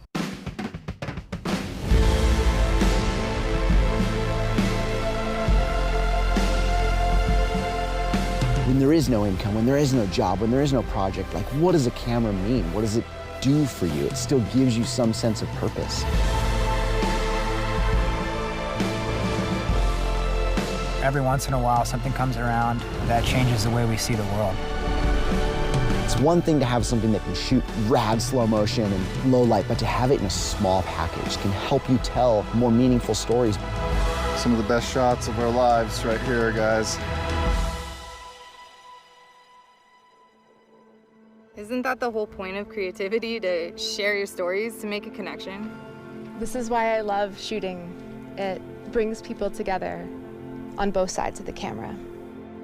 And I would say that in many ways, that's what the world needs more of. It needs more of your perspective, your vision. And when you find other people that share that vision, that's when you find your family.